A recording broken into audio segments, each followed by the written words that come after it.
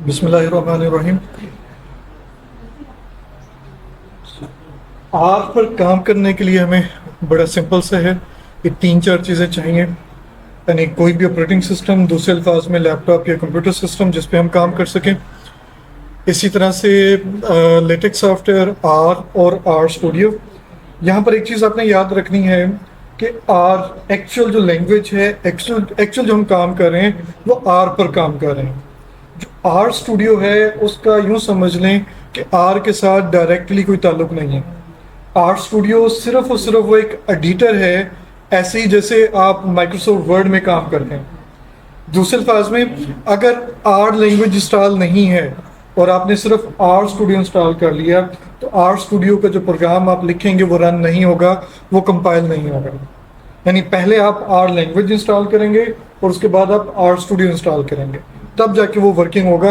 Are studio आपको थोड़ी सी facilities देगा, ये अभी हम देखते हैं, क्योंकि हम इनिशियल जो स्टार्ट करेंगे वो आर से करेंगे, उसके बाद हम आर स्टूडियो के इन्वायरमेंट पे काम करेंगे।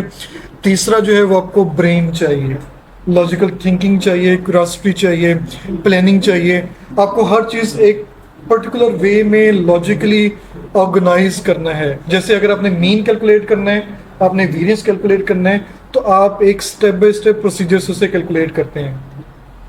आप डाटा को किसी पर्टिकुलर फॉर्म में ऑर्गेनाइज करते हैं। आप अपने इक्विपमेंट्स को, अपने कैलकुलेटर्स को, अपनी नोटबुक, अपने रजिस्टर्स को आप अरेंज करते हैं, ऑर्गेनाइज करते हैं, और इवन आप डाटा को भी किसी फॉर्म में ऑर्गेनाइज करते हैं डिफरेंट टेक्निक्स यूज़ करते हुए। ये तमाम चीज़ें टूल की सूरत में हमें रिक्वायर होंगी। और फाइनली हमें क्लियरिटी चाहिए होगी। आप जो भी काम करना चाह रहे हैं उसमें आपको क्लियर होना चाहिए कि एक्चुअली आप करना क्या चाह रहे हैं। अगर आपके अपने कंसेप्ट क्लियर नहीं है तो समझ लें कि आपके लिए प्रॉब्लम शुरू हो जाएगी। व्हाट इज आर, चीज़ें यहाँ पे लिखी हुई हैं, आप देख भी सकते हैं। मैं इन जनरल आपको बता देता हूँ कि आर जो है एक स्टैटिस्टिकल कंप्यूटिंग सॉफ्टवेयर है। यानी आप आर के ज़रिए से स्टैटिस्टिक्स के मुख्तलिफ फार्मूलाज जो हैं वो कैलकुलेट कर सकते हैं। इस पर बहुत सारे लोगों ने काम किया हुआ है। कुछ लोगों ने आपको बने बनाए फंक्शंस, फार्मूलाज प्रोवाइड कर दिए हैं, कमांड की सूरत में अवेलेबल हैं, आप उन्हें यूज़ कर सकते हैं। अगर कोई फार्मूला, कोई फंक्शन अवेलेबल नहीं है तो आप अपना फार्मूला खुद भी बना सकते हैं। आर का जो बुनियादी मकसद है, यूँ समझ लें कि वो डाटा एनालिसिस है। वो स्टैटिस्टिकल हो, मैथमेटिकल हो, या वो किसी और अलाइड डिसिप्लिन से हो। यानी आपने एग्रीकल्चर से रिलेटेड कैलकुलेशन करनी है, साइंस फैकल्टी से रिलेटेड है, आर्ट्स की फैकल्टी से रिलेटेड है, वो तमाम के तमाम आप यहाँ पर कर सकते हैं। ये बेसिकली एस लैंग्वेज पे बेस करती है। एस लैंग्वेज जो है वो पेड लैंग्वेज है, उसका बहुत सारा सिंटैक्स आर से मिलता जुलता है। यूँ समझ लें कि अगर आप आर आपको आती है तो समझ लें कि काफ़ी हद तक आपको एस लैंग्वेज भी आती है। ठीक है, ये आपको एक प्रोग्रामिंग एनवायरनमेंट प्रोवाइड करती है। यानी आप जो है यहाँ पर कुछ वर्ड फॉर्म में, सेंटेंस फॉर्म में एक तरह से मुख्तलिफ चीज़ें लिखेंगे।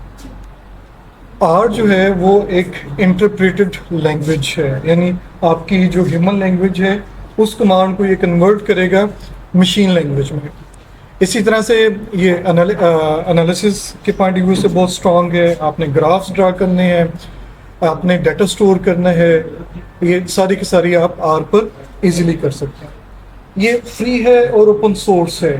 फ्री और ओपन सोर्स से मुराद ये है कि अगर आप आर लैंग्वेज में इटसेल्फ कुछ अपडेट करना चाहते हैं तो वो भी मुमकिन है। यानी ये नहीं कि आपने कमांड्स अपनी मर्जी से लिखनी है, अपनी मर्जी के फंक्शन डिफाइन करने हैं, बल्कि आर को भी आप अपडेट कर सकते हैं अगर आपके पास उससे रिलेटेड एक्सपर्टीज़ है, प्रोग्रामिंग एक्सपर्टीज़ है। आर लैंग्वेज में आप मुख्तलिफ लैंग्वेजेस भी यूज़ कर सकते हैं। यानी आप सी लैंग्वेज या सी प्लस लैंग्वेज, या इसी तरह से पाइथन का है, डॉट नेट है, फोर्ट्रान लैंग्वेजेस हैं। अगर आपने इनमें पहले काम किया हुआ है और उसे आप इंटीग्रेट करना चाहते हैं आर के साथ, आप वो भी कर सकते हैं। आर जो है वो GNU लाइसेंस के थ्रू फ्रीली अवेलेबल है और ये तकरीबन तमाम ऑपरेटिंग सिस्टम के लिए अवेलेबल है। यानी विंडोज़ है, लिनक्स है, मैक है, या इसके अलावा मज़ीद जो एग्जिस्ट करते हैं उन तमाम के लिए आप आर लैंग्वेज डाउनलोड कर सकते हैं। आर की एक शॉर्ट सी हिस्ट्री है और इसकी शायद डिटेल में जाने की हमें ज़रूरत नहीं है, लेकिन इसे मुख्तलिफ टाइम पे जो है लोगों ने इसे डेवलप किया। और करते करते आज हमारे पास उसके बड़े एडवांस जो फंक्शंस हैं या जो उसकी बाइनरी फाइल्स हैं वो अवेलेबल हैं। और इवन अब जो है एक पूरी ऑर्गेनाइजेशन बन चुकी है, आर की एक ऑर्गेनाइजेशन बन चुकी है। और इसका जो एक्चुअल जो क्रिएटर थे और रॉज ए हाका और रॉबर्ट जेंटलमैन के नाम से थे। और शायद इसी वजह से, बल्कि यकीनन लाजमी तौर पे दोनों का नाम आर से शुरू होता था और एस की बेस पे बना था। एस से पहले आर आता है, ऑथर्स के नेम भी आर थे, तो उन्होंने जो फ्री सॉफ्टवेयर बनाया उसे आर लैंग्वेज के तौर पे बना दिया। आमतौर पर यह ऑब्जेक्टिव या इंटरव्यू क्वेश्चन में पूछ लिया जाता है कि आर को आर लैंग्वेज क्यों कहा जाता है, वहाँ पे आपके लिए कहीं पे काम आ सकता है। हम आर लैंग्वेज क्यों करेंगे, इसकी ज़रूरत क्या है, कुछ चीज़ें हम ऑलरेडी डिस्कस कर चुके हैं। लेकिन एक बड़ा सिंपल सा पॉइंट कि जैसे SPSS पे अगर आपने काम किया है या एक्सेल पे काम किया है या अगर आपने मिनी टैब पे काम किया है, तो इन सॉफ्टवेयर्स में आपके पास मेन्यूज अवेलेबल हैं और लिमिटेड ऑप्शंस अवेलेबल हैं। यानी सपोज कर लेते हैं एक लम्हे के लिए कि SPSS में सिर्फ 1 वे नोवा आप कर सकते हैं, यानी सिर्फ उसी की ऑप्शन है, तो फिर आप 2 वे नोवा उसमें ट्राई नहीं कर सकेंगे अनलेस आपको उसकी प्रोग्रामिंग ना आती हो, यानी आप अपना कोड खुद ना लिख लें। यानी वो लिमिटेड है, जो फंक्शनैलिटी उसमें डाल दी गई है आप सिर्फ उस फंक्शनैलिटी को यूज कर सकते हैं, उसे मॉडिफाई नहीं कर सकते। लेकिन आर में ये ऑप्शन मौजूद है कि आप खुद भी बना सकते हैं, अपने बने बनाए प्रोग्राम बड़ी आसानी से दूसरों से फ्रीली शेयर भी कर सकते हैं, पेड फॉर्म में भी शेयर कर सकते हैं। आप सिंपल से एडवांस जितनी भी स्टैटिस्टिकल रूटीन्स हैं सारी की सारी राइट कर सकते हैं। कैसे राइट करेंगे ये हमने सीखना है। और इन्हीं वजूहात पे साजर है कि आजकल डाटा साइंस के हवाले से आप देखें या कंप्यूटेशनल स्टैटिस्टिक्स के हवाले से देखें तो लोग बड़ी तेज़ी से आर की तरफ मूव कर रहे हैं। आर का अगर आप अभी सर्च करें इंटरनेट के थ्रू, यानी comparison between different statistical software, तो आपको पता चलेगा कि आर का जो ग्राफ है उसकी जो एक्सपोनेंशियल कर्व है वो रैपिडली इंक्रीज हो रही है। ठीक है, इसी तरह से पाइथन जो है वो भी बहुत तेज़ी से मूव कर रहा है डाटा साइंस की वजह से भी और कंप्यूटेशनल पावर की वजह से भी। लेकिन इसके बावजूद इसमें कुछ वीकनेसेस हैं, यानी ये पावरफुल तो बहुत है, स्ट्रेंथ बहुत है, लेकिन इसकी अपनी कुछ वीकनेस हैं। मैं इसकी स्ट्रेंथ डिस्कस नहीं करता, ये हम देखते जाएंगे वक्त के साथ साथ, कुछ आपने देख भी लेंगे। ये यूज़र फ्रेंडली नहीं है। यूज़र फ्रेंडली क्यों नहीं है, या यूज़र फ्रेंडली से क्या मुराद है कि आप मिनी टैब, एक्सेल या SPSS वगैरह में मेन्यूज़ पे क्लिक करते हैं, जो चीज़ आपने करनी है उस मेन्यू तक अप्रोच करते हैं, डायलॉग बॉक्स वगैरह आता है, उसमें आप डिफरेंट ऑप्शन चूज़ करते हैं, वेरिएबल आप शिफ्ट करते हैं, ओके प्रेस करते हैं और आपके पास रिजल्ट्स आ जाते हैं। इसमें इस तरह से नहीं है। गो के पॉसिबल है, एक सॉफ्टवेयर है, एक पैकेज है आर कमांडर के नाम से, वो भी हम इंशाल्लाह ट्राई करेंगे, तो उसके ज़रिए से आप कुछ हद तक ये काम कर सकते हैं। लेकिन हम अभी तक जो कुछ सीखेंगे या 2-4 दिनों में जो सीखेंगे वो सारा का सारा कमांड बेस होगा। अगर आपको कमांड भूल गई या आप उसको आर्गुमेंट भूल गए, उसके आपको सिंटैक्स नहीं आता, तो वो रन नहीं होगी, वो आपको एरर मैसेज देगी। इसका ग्राफिकल यूज़र इंटरफेस नहीं है। ग्राफिकल यूज़र इंटरफेस से मुराद क्या है कि उसकी इन्वायरमेंट, मेन्यूज़ मौजूद है, लेकिन उस तरह से नहीं है जिस तरह से SPSS वगैरह में होता है। वेरी लार्ज डाटा सेट के लिए ये जो है स्लो काम करेगी, वेरी लार्ज डाटा सेट के लिए। और इसके अलावा आप इसे एकदम एक्सपर्टीज हासिल नहीं कर सकते। आप कहेंगे आज ही मैं आपका एक्सपर्ट बन जाऊँ, तो ये पॉसिबल नहीं है। ये स्टेपिस्ट फॉर्म में यानी जैसे सीढ़ियाँ बंदा 1 by 1 जो है वो ट्रैवल करता है, वैसे ही आपको ये 1 by 1 स्टेप बाय स्टेप आपको लर्न करना पड़ेगी, तब जाके आप एक्सपर्ट बनेंगे। और डाटा क्लीनिंग या डाटा की प्रिपरेशन, डाटा में मुख्तलिफ चीज़ों को टैकल करना, ये रिलेटिवली थोड़ा सा डिफ़िकल्ट है। आर लैंग्वेज किन चीज़ों से मिलकर बनी है, यानी बनने से मुराद यहाँ पे ये नहीं है कि सॉफ्टवेयर के पॉइंट ऑफ व्यू से उसके कंपोनेंट्स क्या हैं। हम स्टैटिस्टिकली उसकी बात कर रहे हैं कि जब भी आप स्टैटिस्टिक्स पे काम करेंगे तो आर में आपको कुछ ऑपरेटर्स चाहिए होंगे। Operators, mathematical, statistical operators, logical operators, बहुत सारे पॉसिबल ऑपरेटर्स हैं, वो हम इंशाल्लाह देखेंगे। दूसरे अल्फाज में आपने नंबर्स को ऐड करना है, मल्टीप्लाई करना है, डिवाइड करना है, आपने कोई लॉजिकल कंपैरिजन करना है, मैट्रिक्स मल्टीप्लिकेशन करनी है, उनके लिए आप ऑपरेटर्स यूज़ करेंगे। डिफरेंट आपको फंक्शंस चाहिए होंगे, जैसे सम का फंक्शन है, आपने एवरेज का फंक्शन एक्सेल में यूज़ किया होगा, इस तरह से इसमें भी मुख्तलिफ फंक्शंस हैं, वो आप फंक्शन यूज़ करेंगे। यानी आपने जो भी कैलकुलेशन करनी है वो डायरेक्टली या इनडायरेक्टली किसी न किसी फंक्शन के थ्रू होगी। यानी इवन अगर आपने दो नंबर्स भी ऐड करने हैं तो उसके बैक एंड पे कोई फंक्शन चल रहा होगा। ग्राफिक्स हैं, यानी आपने पाई चार्ट है, बार चार्ट है, या दूसरे ग्राफ आपने प्रोड्यूस करने हैं, या फिर डिफरेंट पैकेजेस हैं। दो तरह के पैकेजेस हैं, एक वो जो बेस पैकेज कहलाते हैं, ये आर के साथ ही आपको बाय डिफॉल्ट मिल गए, वो गालबन 25 या 30 की रेंज में है। ये कंट्रीब्यूटेड पैकेज हैं, आपने एक पैकेज बनाया और उसे वेबसाइट पे अपलोड कर दिया, रेपोजिटरी पे अपलोड कर दिया, तो वो पैकेज कोई भी आपका एक्सेस कर सकता है और उस पैकेज की फंक्शनैलिटी, उसकी कमांड यूज़ करते हुए आप एनालिसिस कर सकते हैं। आर को कैसे ऑब्टेन करना है, तो उसकी ये वेबसाइट है जो उधर लिंक दिया हुआ था, और बड़ी एक सिंपल सी वेबसाइट आपके पास ओपन हो जाएगी क्रैन के नाम से। ठीक है, इसका मतलब है comprehensive archive network, comprehensive archive network. इसकी जितनी भी पैकेजेस हैं, सॉफ्टवेयर हैं, अपडेट्स हैं, रिलेटेड टूल हैं, वो सारे के सारे यहाँ पर अवेलेबल हैं। बल्कि इसका ये यहाँ पर लिखा भी हुआ है कम्प्रिहेंसिव आर्काइव नेटवर्क। इसमें इनिशियली आप क्या करेंगे, डाउनलोड आर फॉर विंडोज़ में जाएंगे। अगर आपके पास विंडो ऑपरेटिंग सिस्टम है, एक्सपी, विंडो 7 या विंडो 10, 11 वगैरह है, मैक या लिनक्स के लिए आप डिस्ट्रीब्यूशन के मुताबिक जाएंगे। ठीक है, चूँकि हमें मेरे ख्याल सबके पास विंडोज़ ऑपरेटिंग सिस्टम है, तो मैं ऐसे क्लिक कर रहा हूँ। यहाँ पर आपके पास मुख्तलिफ चीज़ें आ जाएंगी और इनकी इंफॉर्मेशन लिखी हुई हैं।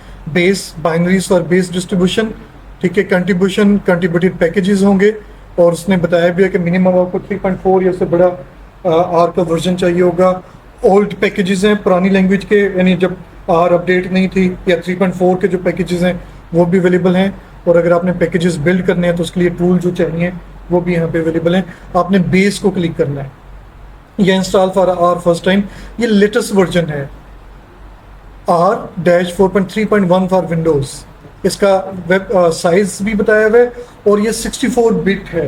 यानी अगर आपका हार्डवेयर 32 बिट है तो ये उस पर इंस्टॉल नहीं होगी, आपको फिर ओल्ड वर्जन जो है वो तलाश करना होंगे और 32 बिट वर्जन इंस्टॉल करना होगा।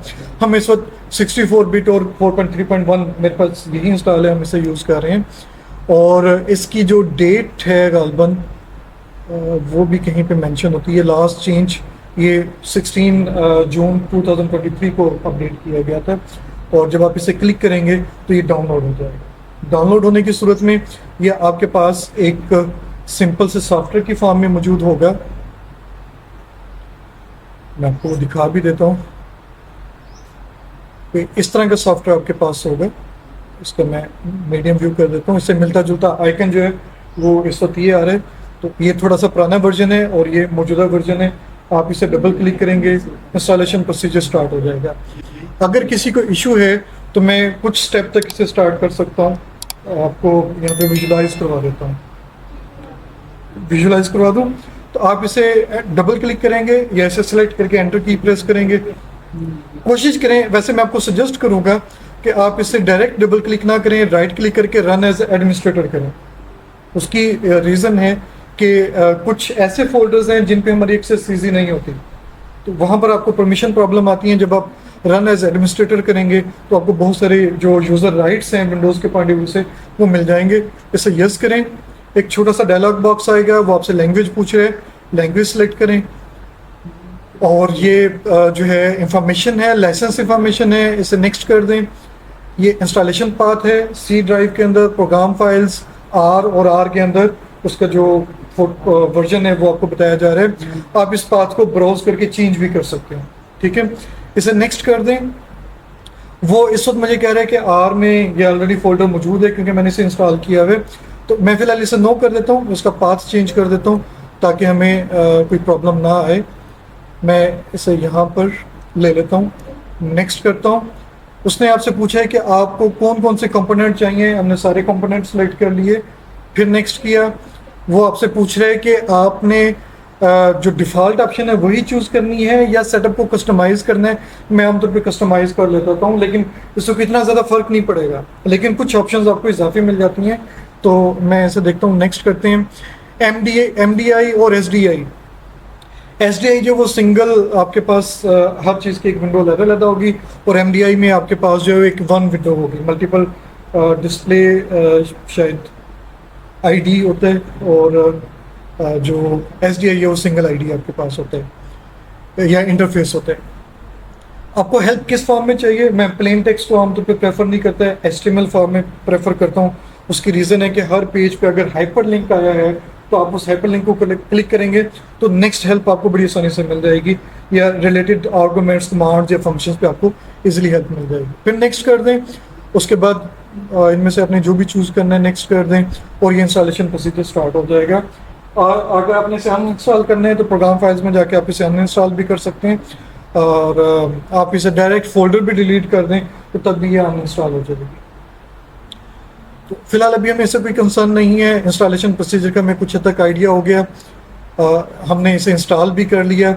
आर के कुछ पैकेजेस हैं, बायो कंडक्टर है या आर की रिपोजिटरी है, यहाँ से आप बहुत सारे पैकेजेस डाउनलोड कर सकते हैं। फिलहाल अभी ये हमारी डिस्कशन में नहीं है।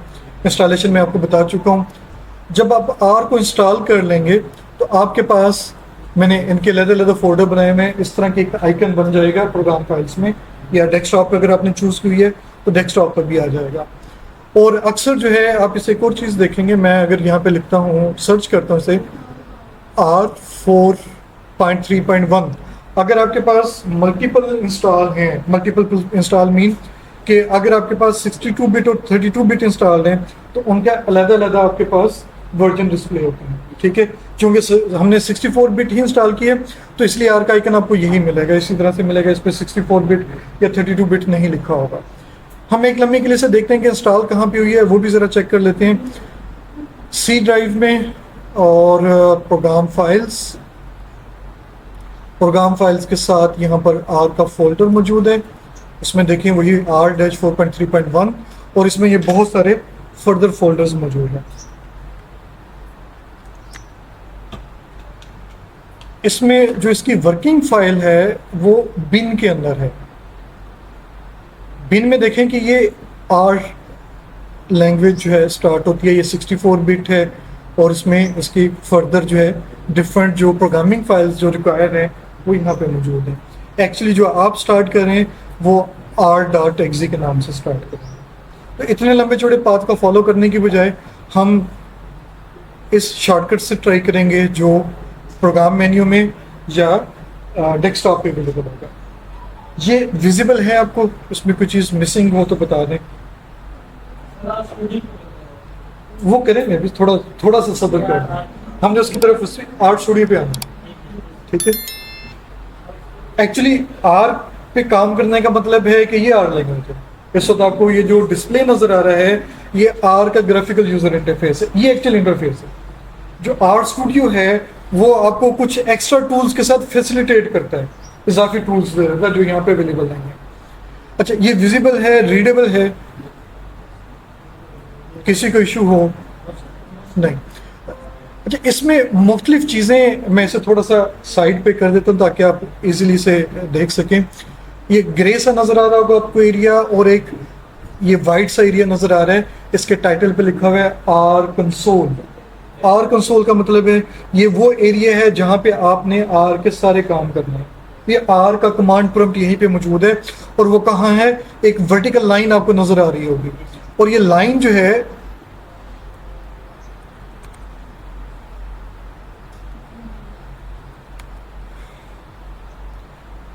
ये लाइन आपको ब्लिंक करते हुए इस वक्त नजर आ रही होगी।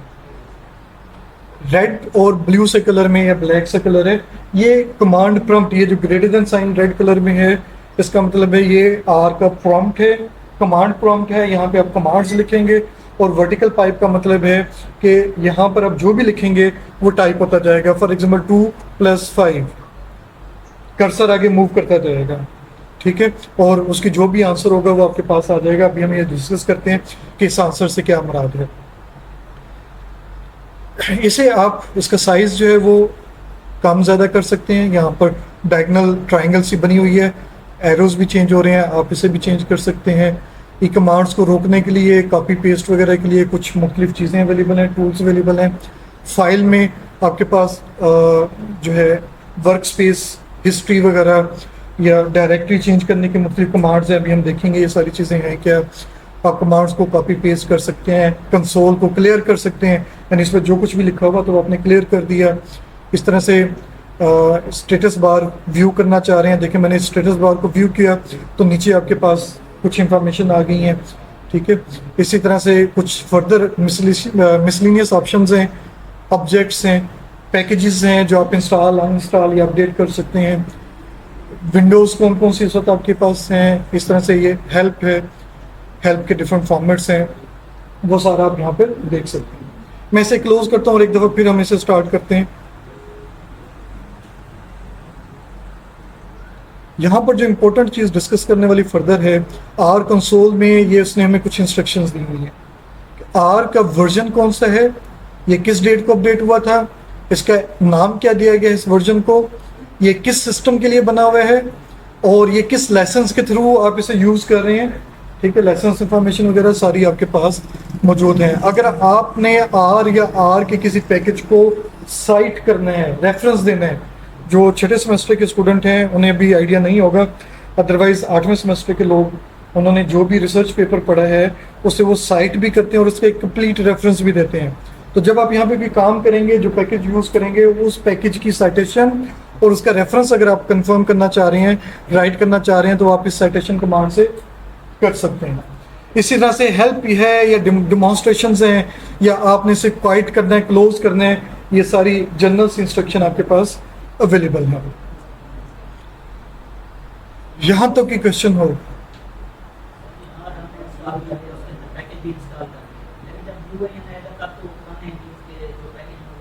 वो मैं डिस्कस करूंगा कि आपने आर के पैकेज अपडेट कैसे करना है, ठीक है। न्यू वर्जन आ जाए तब भी वरी करने की जरूरत नहीं है, वो मैं बताता हूँ।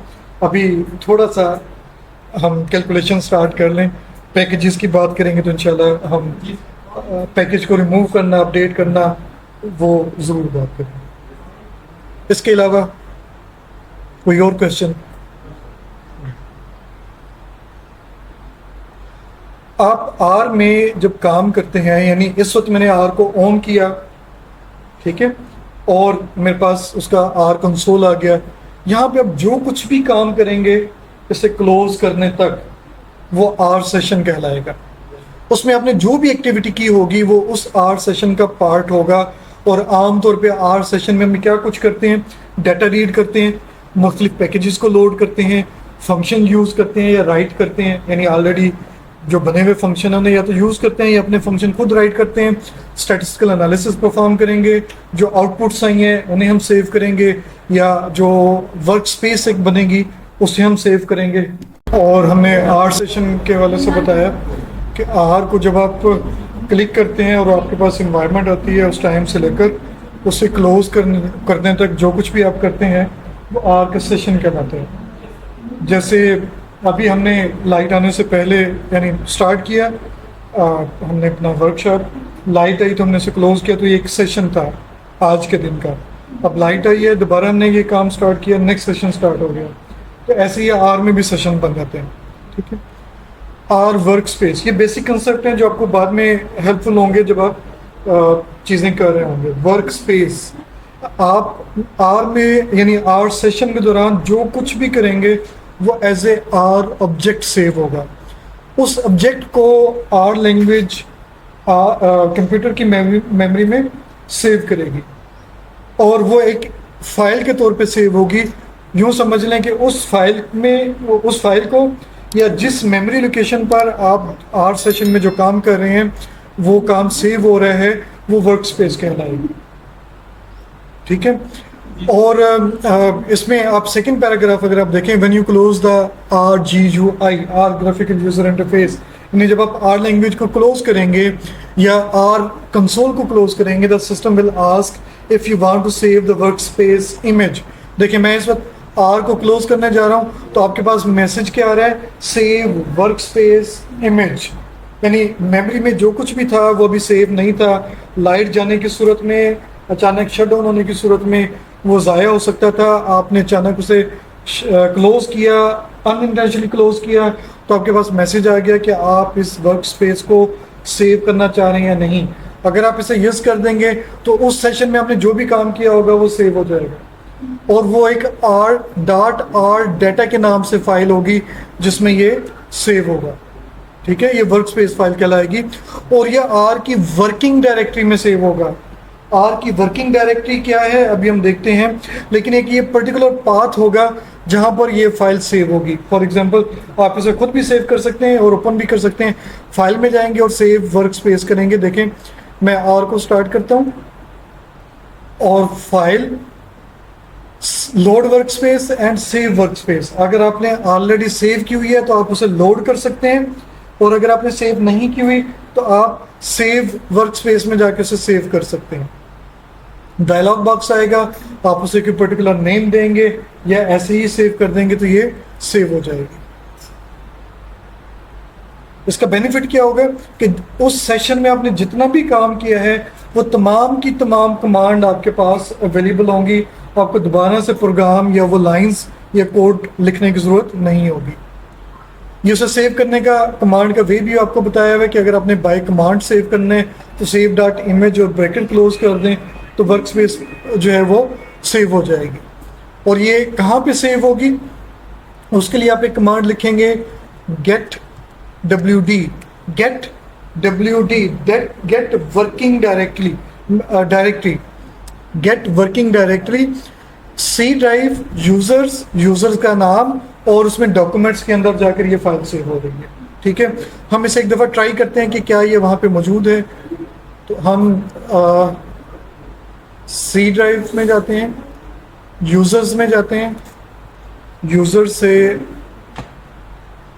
हम यूज़र नेम में जाते हैं, और इसमें डॉक्यूमेंट्स था, डॉक्यूमेंट्स, और देखें यहाँ पर .r डाटा की फाइल मौजूद है।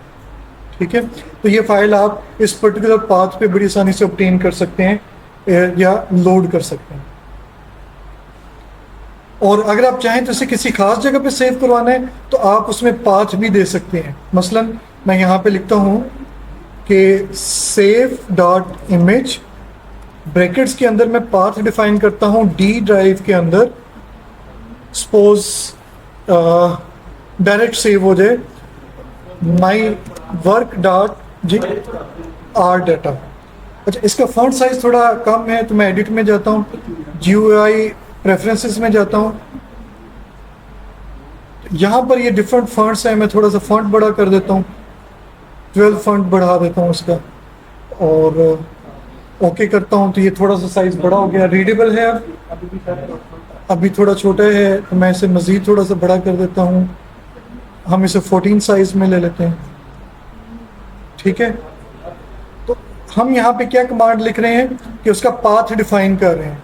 ठीक है, तो मैं इसे कोशिश करता हूँ इस तरह से सेव करने की, एंटर करता हूँ तो ये देखें अब कोई मैसेज नहीं आया, तो इसका मतलब है एम्प्टी प्रॉम्प्ट आ गया, तो इसका मतलब है कि ये फाइल सेव हो गई है। हम इसे ज़रा ट्राई करते हैं उसी पाथ पर जाकर, तो देखें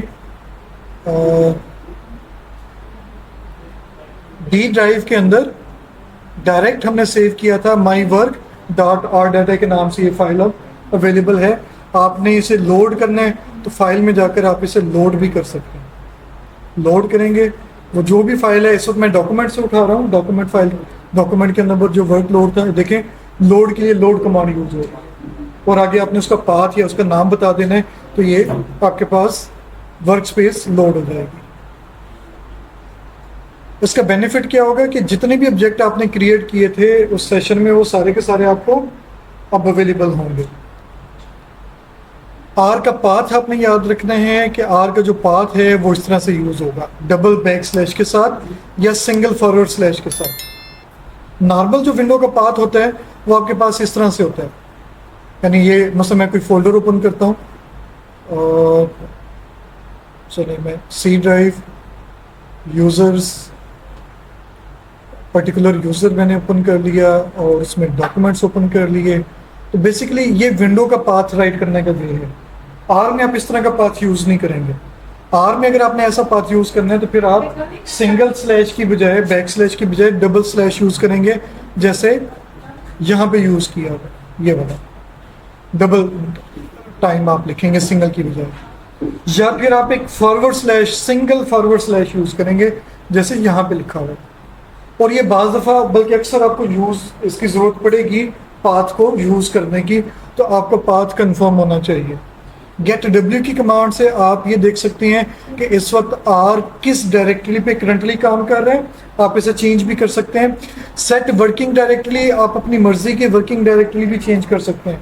सपोज मैं ये चाहता हूं कि इस पाथ पर इंफॉर्मेशन सेव ना हो, मैं ये चाहता हूं कि इस पाथ पे इंफॉर्मेशन सेव ना हो, बल्कि मेरा अपना बनाया हुआ एक फोल्डर है, पर्टिकुलर पार्टीशन है, सिर्फ वहीं पे सेव हो, तो आप सेट WD कर सकते हैं। जैसे मैं इस वक्त सी ड्राइव के अंदर डॉग के फोल्डर और माई डायर के नाम से सेव करना चाह रहा हूँ, तो आप इस तरह का भी कमांड यूज कर सकते हैं। लेकिन अगेन देखें कि आपको पाथ चाहिए, पाथ की आपको कंफर्मेशन होनी चाहिए।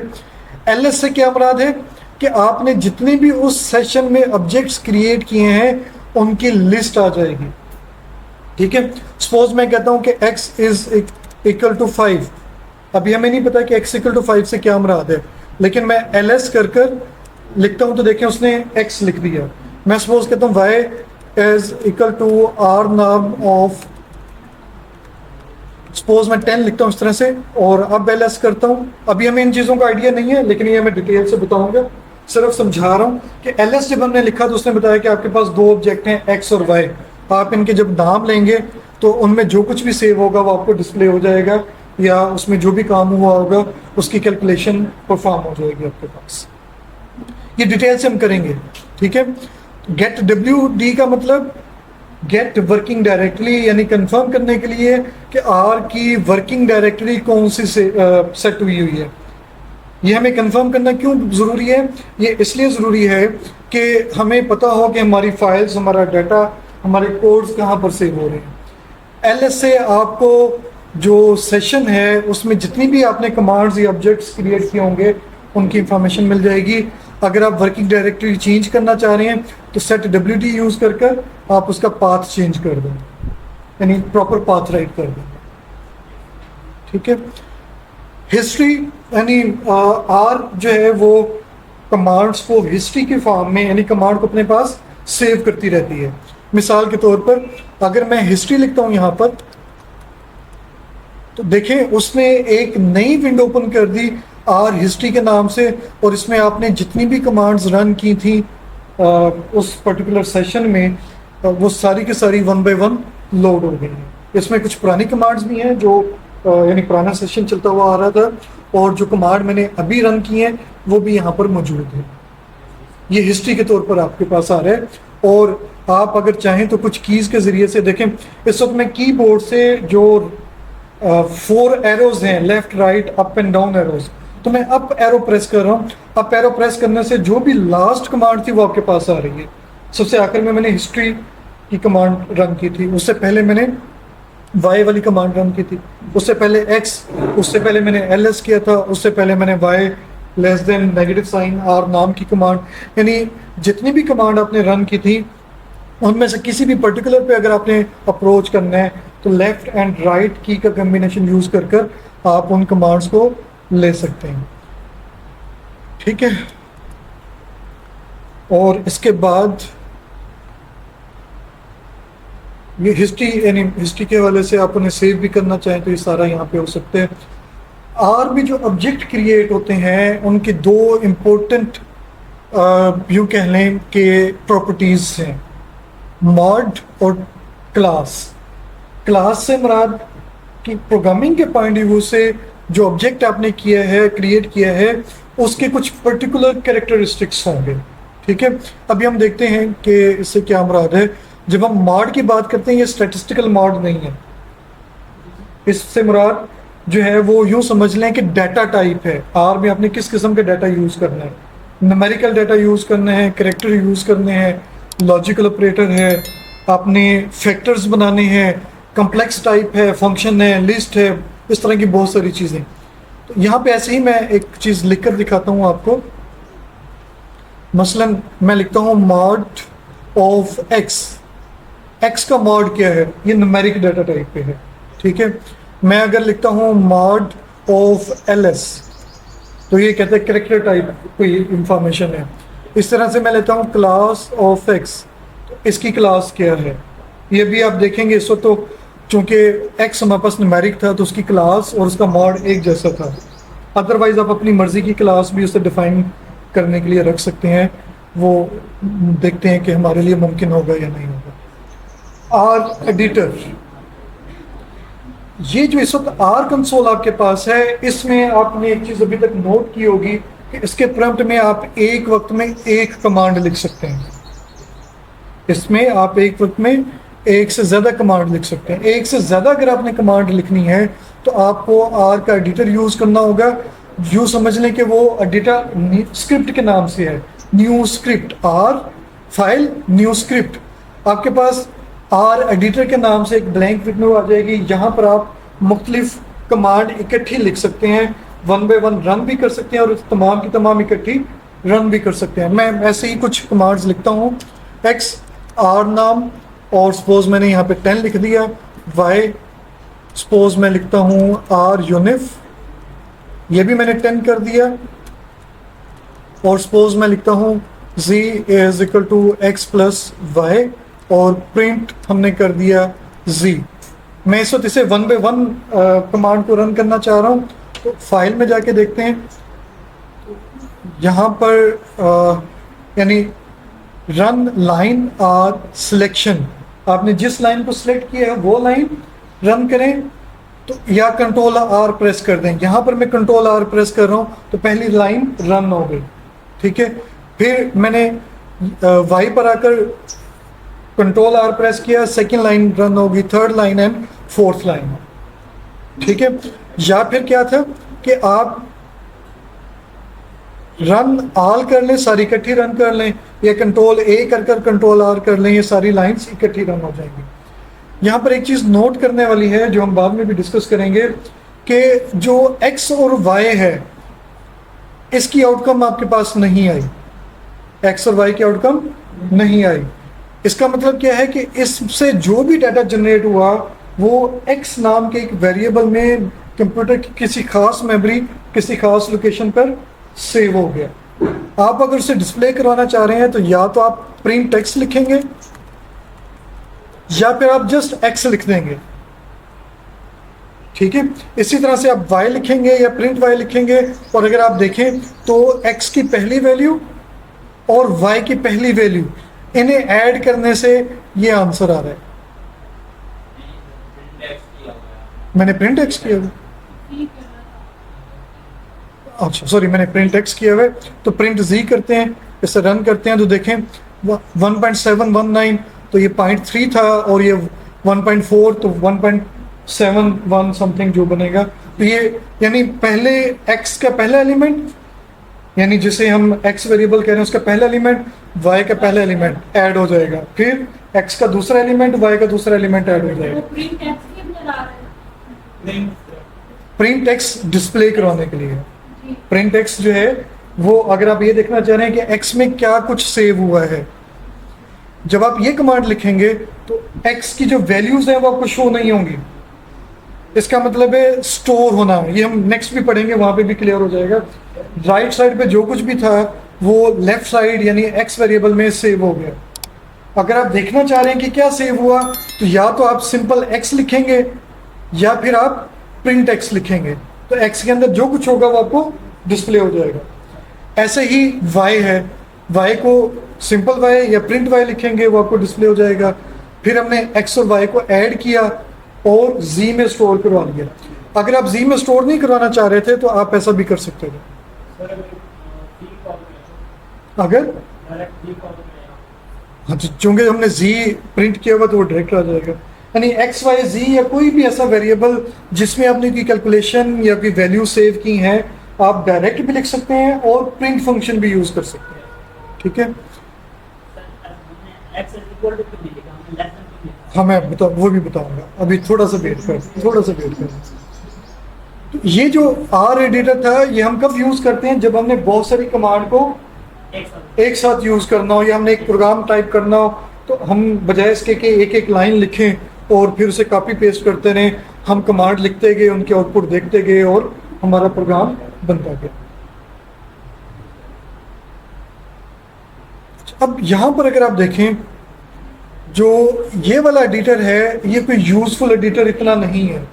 इसमें हर चीज़ आपको खुद करना पड़ती है। ब्रैकेट पुट करनी है, आपने ब्रैकेट स्टार्ट की तो आपको ब्रैकेट एंड भी करना पड़ेगी, ठीक है।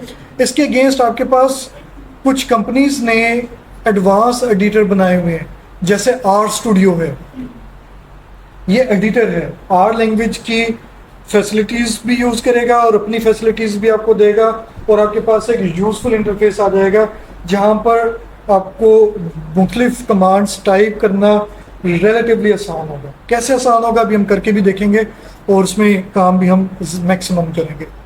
इस तरह से एक और एडिटर है विम आर के नाम से, ये भी आप यूज़ कर सकते हैं। टिन आर के नाम से भी है, मैं इनकी डिटेल में नहीं जा रहा। हमें इसके अलावा भी बहुत सारे एडिटर्स हैं, यानी आप इसे अगर सर्च करेंगे तो शायद आपको सैकड़ों मिल जाएं, और फ्री भी मिल जाएं और पेड भी मिल जाए। ऑनलाइन भी बहुत सारे एडिटर अवेलेबल हैं। हाँ जी, हम इस वक्त कैलकुलेशन में आते हैं। अभी हम कैलकुलेशन जो है वो डायरेक्ट आर में ही करेंगे, यानी आर क्या जो सिंपल कंसोल इन्वायरमेंट है वहाँ पे करेंगे, और देखते हैं कि हम क्या कुछ कर सकते हैं।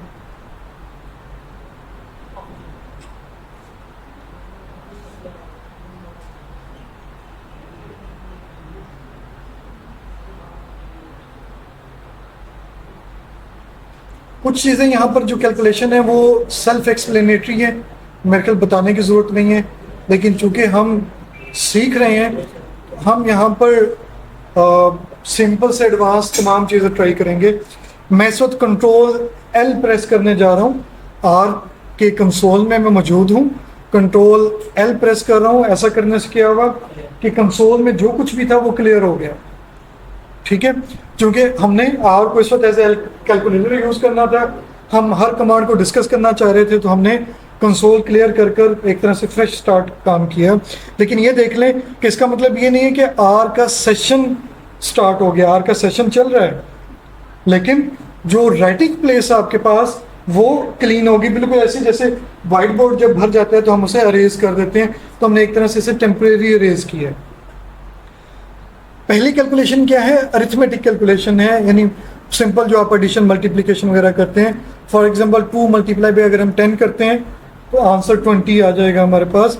इसके साथ लिखा हुआ है ब्रैकेट में 1, इसका मतलब क्या है? इसका मतलब ये है, और ये ब्लू कलर में है, ये भी नोट करें, और ये रेड कलर में है। कमांड कंप्लीट होने के बाद प्रॉम्प्ट ब्लू कलर में आ गया, कमांड रेड कलर में है, और जो आउटपुट है ये सारी की सारी ब्लू कलर में है, और प्रॉम्प्ट अगेन रेड कलर में आ गया। इसका मतलब है कि ये कमांड जो रन हुई थी सक्सेसफुली रन होगी और उसकी आपको आउटकम भी मिल गई। उस आउटकम में आपके पास एक सिंगल एलिमेंट है, सिंगल रिजल्ट है। एक से ज़्यादा भी रिजल्ट आ सकते थे, वो हम देखेंगे वो किस सिचुएशन में आते हैं, ठीक है। इसी तरह से 1 + 2 है, फॉर एग्जांपल 1 + 5 मल्टीप्लाई बाय 10 है, ठीक है। इस तरह से 1 + 5 ब्रैकेट क्लोज मल्टीप्लाई बाय 10 है, तो देखिए अब आंसर चेंज हो गया। इसका मतलब है कि आर ऑर्डर ऑफ प्रेसिडेंस को फॉलो करेगी। ऑर्डर ऑफ प्रेसिडेंस क्या था? पेडमास, या इसे बेड मास के नाम से भी आपने पढ़ा होगा। Bracket, exponentiation, division, multiplication, addition and then subtraction. तो इस कमांड में अगर आप देखें तो सबसे पहले मल्टीप्लिकेशन, यानी वैसे एडिशन आ रही है, लेकिन परफॉर्मेंस के पॉइंट ऑफ व्यू से, कैलकुलेशन के वाले से पहले मल्टीप्लिकेशन आनी है या डिवीजन आनी है। क्योंकि इसमें डिवीजन नहीं थी तो पहले मल्टीप्लिकेशन परफॉर्म होगी, जो आंसर आएगा इन दोनों की मल्टीप्लिकेशन से वो ऐड होगा किसमें? 1 में, तो 51 आ जाएगा। यहाँ पे क्या होगा? पहले ब्रैकेट सॉल्व होगी फिर मल्टीप्लाई होगा। तो आप इसे डिफरेंट लेवल पे ट्राई कर सकते हैं, आपको आइडिया हो जाएगा, ठीक है। 2⁵ का मतलब है 2⁵, 2 हैट 5 का मतलब 2 इसका मतलब ये है कि आपके पास आपने जो कमांड लिखी थी उसमें एक सिंगल एलिमेंट है, सिंगल आउटकम है। सिंगल रिजल्ट है, एक ही वैल्यू आई है, ठीक है। जैसे 32 सिंगल वैल्यू है ना, ठीक है। 4 पावर 1 डिवाइडेड बाई 2, ये जो फॉरवर्ड स्लैश है ये डिवीजन के लिए यूज होगी, ठीक है। अलजेब्रिक एक्सप्रेशन हम इसे इस तरह से लिखते हैं y5, इसका मतलब क्या है, y less than negative sign और देन 5। इसका क्या मतलब है, इसका मतलब है कि y की कीमत 5 हमने रखी, ठीक है।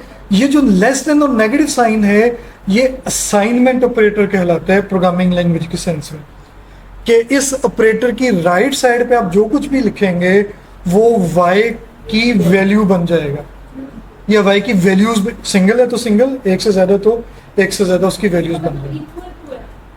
इसका मतलब आप इक्वल फिलहाल ले सकते हैं, लेकिन ये असाइनमेंट ऑपरेटर है। इक्वल का मतलब कुछ और है टेक्निकली ना। y इज इक्वल टू 5, ये एक तरह से कांस्टेंट है, आपने y को 5 कर दिया, ठीक है।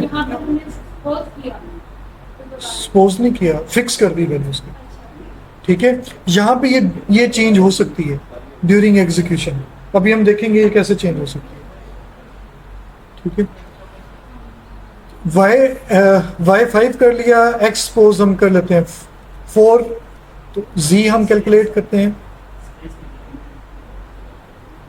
स्पेस नहीं दिया। अच्छा, इसमें एक चीज याद रखें कि स्पेस से कोई फर्क नहीं पड़ता, जहां पे स्पेस में फर्क पड़ता है वो मैं आपको बताऊंगा, ठीक है, वो अभी हम डिस्कस करते हैं। z less than negative x power 2 plus y power 2, आप इसके अलावा जो भी आपके दिल में आए आप लिख सकते हैं, डिफरेंट एक्सप्रेशंस वगैरह। तो z कैलकुलेट करते हैं तो इसका आंसर आ गया, यानी x की पावर कैलकुलेट हुआ, y की पावर कैलकुलेट हुआ, दोनों के आंसर आपस में ऐड हुए, z में सेव हुआ और z को हमने प्रिंट करवा दिया, ठीक है। यहाँ पे देखिए लिखा भी हुआ है कि या तो आप z लिख दें या फिर प्रिंट z लिख दें, ठीक है। अच्छा, अब ये एक्चुअली यहाँ पे हो क्या रहा है और ये कैलकुलेशन किस तरह से हो रही है, हमने दो इकट्ठे काम किए हैं। इनिशियली हमने क्या काम किया, सिर्फ नंबर्स को ऐड डिवाइड मल्टीप्लाई वगैरह किया। नेक्स्ट में हमने क्या किया, वेरिएबल में स्टोर कराकर एक काम किया, ठीक है। हमने बहुत सारी चीजें नंबर की फॉर्म में नहीं करनी, हमें वेरिएबल की जरूरत होगी। आपने मीन कैलकुलेट करना है, आप नंबर्स का भी मीन कैलकुलेट कर सकते हैं, लेकिन हमारे लिए यूजफुल क्या होगा कि हम एक वेरिएबल बनाकर उसमें सेव करें और फिर उस पर कैलकुलेशन करें, ठीक है। तो इसलिए हम वेरिएबल को प्रेफर करेंगे। इसी तरह से आप बहुत सारे फंक्शन भी यूज कर सकते हैं। स्क्वायर रूट आपने कैलकुलेट करना है, आपने लॉग कैलकुलेट करना है किसी भी नंबर का, डिजिट का, आपने फैक्टोरियल कैलकुलेट करना है, एक्सपोनेंशिएशन लेनी है, ठीक है, e raised to power something जो भी आपके पास है, लॉग है आपके पास, इनके डिफरेंट बेसिस हैं, वो आप सारा का सारा यहाँ पर यूज कर सकते हैं। ये डिफरेंट फंक्शंस हैं। बेसिकली अगर आप देखें, ये जो हमने लिखा है SQRT ऑफ 10, ये जो log 10 है, log SQRT, और ये जो ब्रैकेट है ये भी एक फंक्शन है। इस फंक्शन की ब्रैकेट में हम जो कुछ भी लिखेंगे उस पर कैलकुलेशन परफॉर्म हो जाएगा। सपोज मेरे जहन में ऐसे ही आया कि मैं यहाँ पर a लिख देता हूँ तो उसने एरर दे दी, क्यों कि कैरेक्टर की कैलकुलेशन नहीं हो सकती। लेकिन अगर हम यहाँ पर x लिखते हैं तो इसकी कैलकुलेशन आ रही है। क्यों आ रही है कि हम अगर इसका मॉड चेक करते हैं, मॉड ऑफ x, तो ये क्या है, न्यूमेरिक नंबर है, नंबर का लॉग या नंबर का हम स्क्वायर रूट ले सकते हैं। लेकिन अगर मैं मॉड चेक करता हूँ a का, तो a नंबर 1 तो फाउंड ही नहीं हुआ है। नंबर 2 अगर मैं इसे डबल कोमास में लिखता हूँ तो देखिए कैरेक्टर बन जाएगा। या तो ये वेरिएबल क्रिएट ही नहीं हुआ, a वेरिएबल उसकी लिस्ट में एग्जिस्ट नहीं करता, x, y और z 3 वेरिएबल एग्जिस्ट करते हैं। a उसे चूंकि मिला ही नहीं अपनी वर्क प्लेस में, तो उसने एरर मैसेज दे दिया। या पॉसिबिलिटी क्या थी कि आपने उसे कैरेक्टर बनाया हुआ था, तो कैरेक्टर की सूरत में अब अगर हम इसे कैलकुलेट करते हैं SQRT इन्वर्टेड कोमास में हम इसे लिख कर करते हैं, तो देखें अब वो क्या कहता है, non numeric argument to mathematical function. आपने मैथमेटिकल फंक्शन यूज किया, उसकी ब्रैकेट्स में आपने जो कुछ लिखा वो नॉन न्यूमेरिक था, यानी कोई कैरेक्टर या कोई स्ट्रिंग थी। तो ज़्यादातर जो फंक्शन आप इस तरह के काम करेंगे मैथमेटिकल फंक्शंस, वो उन्हें जो इनपुट चाहिए होगी उनके लिए जो आप आर्गुमेंट यूज़ करेंगे वो आर्गुमेंट न्यूमेरिक होना ज़रूरी है। हाँ, एक्स के साथ अगर हम जी देखें, अब क्या हो गया, एक्स क्या बन गया, अगेन करेक्टर बन गया। जब आप किसी चीज़ को इन्वर्टेड कोमास में या सिंगल कोमा में आप इनक्लोज कर देंगे तो वो करेक्टर स्ट्रिंग बन जाएगा। और देखें कि इसे जब प्रिंट किया है तो ये डबल कॉमास में आ रही है। ठीक है, तो इन चीज़ों का आप साथ साथ ख्याल करेंगे। अच्छा, अब यहाँ पर SQRT का फंक्शन हमने सीख लिया। मैंने SQRT लिखा और X लिखा, मैसेज क्या आ गया, error in SQRT X could not find function SQRT। अभी तो हम SQRT यूज करें तो अभी एरर आ गई। रीजन क्या है कि आप थोड़ा सा गौर करें, मैं दोबारा टाइप करता हूं अब और इससे पहले एक टाइप करता हूं, दोनों में डिफरेंस क्या है। एस बड़ा है एक में, जिसमें बड़ा है एरर आ रही है, जिसमें स्मॉल है उसमें एरर नहीं आ रही।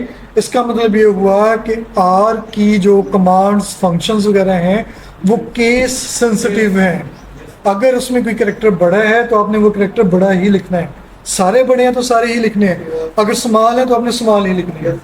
ऐसे नहीं है कि आप अपनी मर्जी से उनके लिख लें कि हमने मीन यूज किया तो मीन फाइंड हो जाए, नहीं होगा, क्योंकि कैपिटल के साथ मीन अवेलेबल नहीं है लेकिन स्मॉल के साथ मीन अवेलेबल है। एक चीज मुझे बताएं कि मीन एक्स का मीन भी वही आ रहा है और एक्स भी वही आ रहा है, वाई एक्स में 1 वैल्यू है तो उसका मीन भी वही है।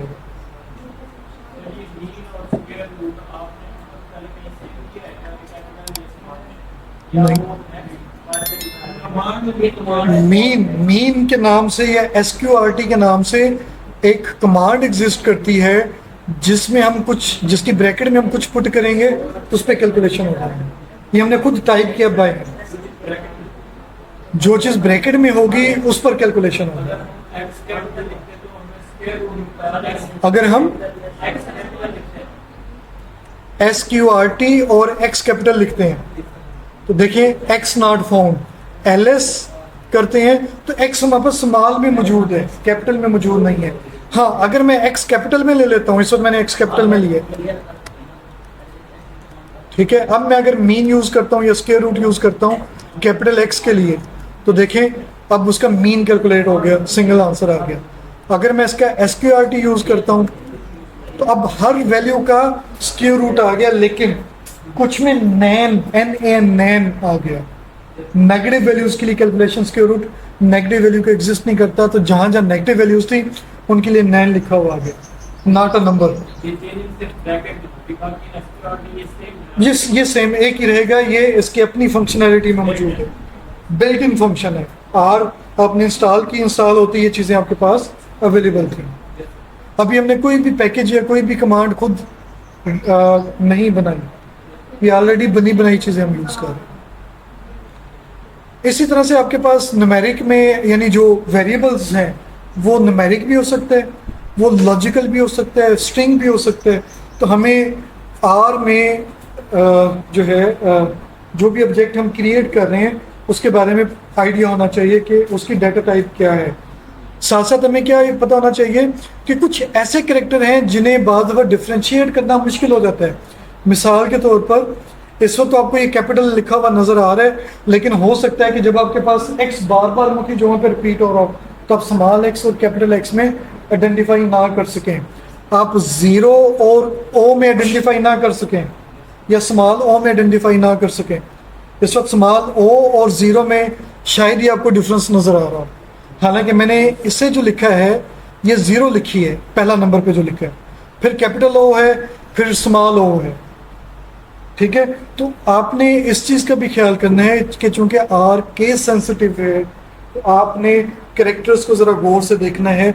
आई है, कैपिटल एल है, स्मॉल एल है, वन है, ओ कैपिटल ओ या ज़ीरो है, अपॉस्ट्रॉफ है या डिफरेंट टाइप ऑफ ब्रैकेट्स हैं। बाज़ दफ़ा इनमें डिफ्रेंशिएट करना मुश्किल हो जाता है, जबकि आर के मुताबिक इनके डिफरेंट मीनिंग है। कर्ली ब्रेसेस का मीनिंग और है, पैरेंथेसिस का मीनिंग और है, और स्क्वायर ब्रैकेट का मीनिंग और है, ठीक है, तो आर और उसके फंक्शन जो हैं वो केस सेंसिटिव है और आपने इन चीज़ों का ख्याल करना है। ये यानी सबसे पहली यूँ समझने की इम्पोर्टेंट इंस्ट्रक्शन है जो आपको फॉर एवर याद रहनी चाहिए। अभी तक हमने जो काम किया था उसमें सिंगल नंबर या ऐसे वेरिएबल पे जिसके अंदर सिंगल वैल्यू सेव थी उसे हमने डील किया था, लेकिन अब हम आर में एक से ज़्यादा वैल्यू भी सेव कर सकते हैं। उसके लिए हमें आर के डाटा स्ट्रक्चर को समझना होगा। आर में डिफरेंट टाइप ऑफ डाटा आप स्टोर करवा सकते हैं, यानी डिफरेंट टाइप ऑफ वेरिएबल बना सकते हैं जिसमें नंबर है, कैरेक्टर है, लॉजिकल है। इसे आमतौर पे ये वेक्टर फॉर्मेट आपके पास है। ये जो पहली नंबर है आपके पास, नंबर, कैरेक्टर, लॉजिकल वगैरह, ये वेक्टर की टाइप है और वेक्टर एक डाटा टाइप है आर में। इसी तरह से अरेज है, इसी तरह से मैट्रिसेस है, लिस्ट है, डाटा फ्रेम है। ये आर के डिफरेंट टाइप्स हैं। हर टाइप के अपनी कैरेक्टरिस्टिक्स हैं, प्रॉपर्टीज़ हैं, क्लास है या उसका मॉड है। यहाँ पे एक चीज़ आपने याद रखनी है कि यूँ समझ लें कि आपके पास स्टैटिस्टिकल डाटा है।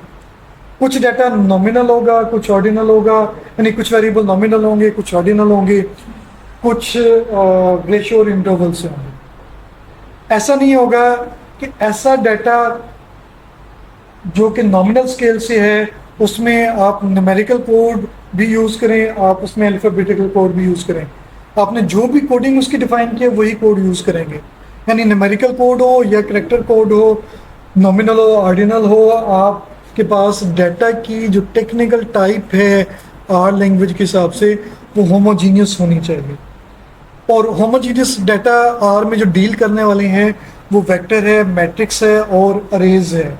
यानी वेक्टर में जितने भी एलिमेंट्स होंगे, आप एक एलिमेंट पुट करें या 10,000 एलिमेंट या आप उसमें लाखों की वैल्यूज़ दें, अगर एक पहली वैल्यू न्यूमेरिक है तो आप बाकी वैल्यूज़ भी न्यूमेरिक ही लेंगे। अगर आप न्यूमेरिक नहीं लेंगे बाकी वैल्यूज़ या कोई एक वैल्यू को चेंज कर देंगे, यानी सारी वैल्यूज़ तो आपके पास न्यूमेरिक हैं, एक वैल्यू आपने कैरेक्टर डाल दी, तो उस सूरत में उस वेक्टर की जो डाटा टाइप है वो चेंज हो जाएगी। हम इसकी प्रैक्टिस भी करेंगे। ऐसे हेट्रोजीनियस डाटा टाइप है, यानी आपके पास आर की डिफरेंट वैल्यूज़ मिक्स होकर भी आ सकती हैं या उनके एलिमेंट्स जो हैं वो मिक्स होकर आ सकते हैं। उसके लिए आपके पास लिस्ट और डाटा फ्रेम की टाइप एग्जिस्ट करती है। वेक्टर्स, आपने एक वेक्टर क्रिएट करना है तो कैसे क्रिएट करेंगे? आर में आपने डाटा वैल्यूज बनानी है, वेक्टर बनाना है, तो आप कैसे करेंगे? हम यहाँ पर मैं डायरेक्ट लिखता हूँ x less than negative sign c 1 2 3 4 5 6 7 वगैरह, इस तरह से मैंने कुछ नंबर्स दे दिए। अब मैंने क्या किया, पहले हमने क्या किया था, x less than negative sign और एक सिंगल नंबर लिखा था। अब हमने ऐसा नहीं किया, अब हमने एक c function, concatenate function use किया और हर वैल्यू के दरमियान कॉमा पुट कर दिया। अच्छा, यहाँ पे ये याद रखें, आप चाहें तो यहाँ पे स्पेस दे सकते हैं, चाहें तो ना दें, उससे कोई फर्क नहीं पड़ेगा। लेकिन कॉमा के बाद अगर आपने कॉमा पुट कर दिया है तो फिर उसके बाद नंबर आना चाहिए, अदरवाइज आप वो कॉमा डिलीट करेंगे। ठीक है, मैंने इसे एंटर किया, कुछ भी नहीं हुआ, इसका मतलब है कि ये कमांड सक्सेसफुली रन हो गई। मैंने x को लिखा, x की वैल्यूज आ रही। अच्छा, यहाँ पे इंटरेस्टिंग पॉइंट और आ रहा है कि मैंने तो आपको इनिशियली ये कहा था कि x जब आप लिख रहे हैं तो ब्रैकेट 1 का मतलब है कि इसका एक ही एलिमेंट है, अभी भी 1 आ रहा है, जबकि इसमें इस वक्त एलिमेंट 7 है। ठीक है, ऐसा क्यों हो रहा है? हम नहीं, अभी हम इसे एक और तरह से करते हैं। मैं y वेरिएबल लेता हूँ, मैं इस वक्त r नाम यूज करता हूँ और मैं इसे सपोज 15 लिख देता हूँ। आर नाम क्या है ये हम सीखेंगे, हमें समझ आ जाएगी। वाई लिया मैंने, देखें अब यहाँ पे जो पॉइंट समझने वाले, फर्स्ट ब्रैकेट का मतलब है कि ये जो वाई की आउटकम है इसका ये एलिमेंट नंबर 1 है, second, third, fourth, fifth, sixth. पहली लाइन में 6 एलिमेंट हैं वाई के, नेक्स्ट जो एलिमेंट है वो 7th एलिमेंट है और जो लास्ट एलिमेंट है वो 12 है। कैसे पता चला? 13 से स्टार्ट हो रहा है। ठीक है, यानी ये जो स्क्वायर ब्रैकेट है जिस लाइन के साथ भी आएगी वो उस लाइन का स्टार्टिंग एलिमेंट आपको बता रही होगी। सेकेंड लाइन आपको 7 क्यों बता रही है कि लाइन नंबर सेकेंड में जो फर्स्ट नंबर आ रहा है वो एलिमेंट नंबर 7 है। अच्छा, मैं इसे एक और काम करता हूँ कि मैं इसे राउंड करके लिखता हूँ। अब देखें, अब सिर्फ 2 लाइंस आई हैं, सेकेंड लाइन 11 से स्टार्ट हो रही है। इसका मतलब है कि पहली लाइन में टोटल 10 एलिमेंट्स आ रहे हैं। जो उसका 11th एलिमेंट है वो 0.841 है, फिर ये उसका 12, 13, 14 और लास्ट वन 15th एलिमेंट है। तो आपको इस चीज़ की ज़रूरत पड़ सकती है कि किस लाइन में कौन कितने एलिमेंट आ रहे हैं, किस एलिमेंट को आपने डील करना है, इसकी आपको ज़रूरत पड़ सकती है। अब हमने क्या सीख लिया कि सी ब्रैकेट स्टार्ट और ब्रैकेट एंड एक ऐसा फंक्शन है जिसमें आप वैल्यूज़ जब लिखेंगे कॉमा के साथ सेपरेट कर कर, तो आपके पास एक या एक से ज़्यादा वैल्यूज़ वाला वेक्टर जनरेट हो जाएगा। ठीक है, इसी तरह से जी नहीं, अब तो सोन नहीं लिख सकते। अब तो सोन अगर आपने करना है और उसमें कोई सीक्वेंस एग्जिस्ट करता है तो फिर आप SEQ सीक्वेंस 1 और 10, मतलब मैं ये लिखना चाह रहा हूँ तो 1 से लेकर 10 तक की नंबर्स प्रिंट हो गई। आपको कहीं पे जरूरत पड़ सकती है। सपोज मैं 1 से 100 करता हूँ, 1 टू इन्फिनिटी को क्या नंबर है बताओ, क्या लिखूं? ये नहीं, ठीक है। अब ये देखें, मैंने बहुत बड़ा नंबर लिख दिया तो उसने उसी हिसाब से सारा प्रिंट भी कर। तो आप ही इन्फिनिटी पे जाना चाह रहे हो ना। SEQ सीक्वेंस 1, 10 बाय अगर आप यूज करेंगे तो बाय का मतलब है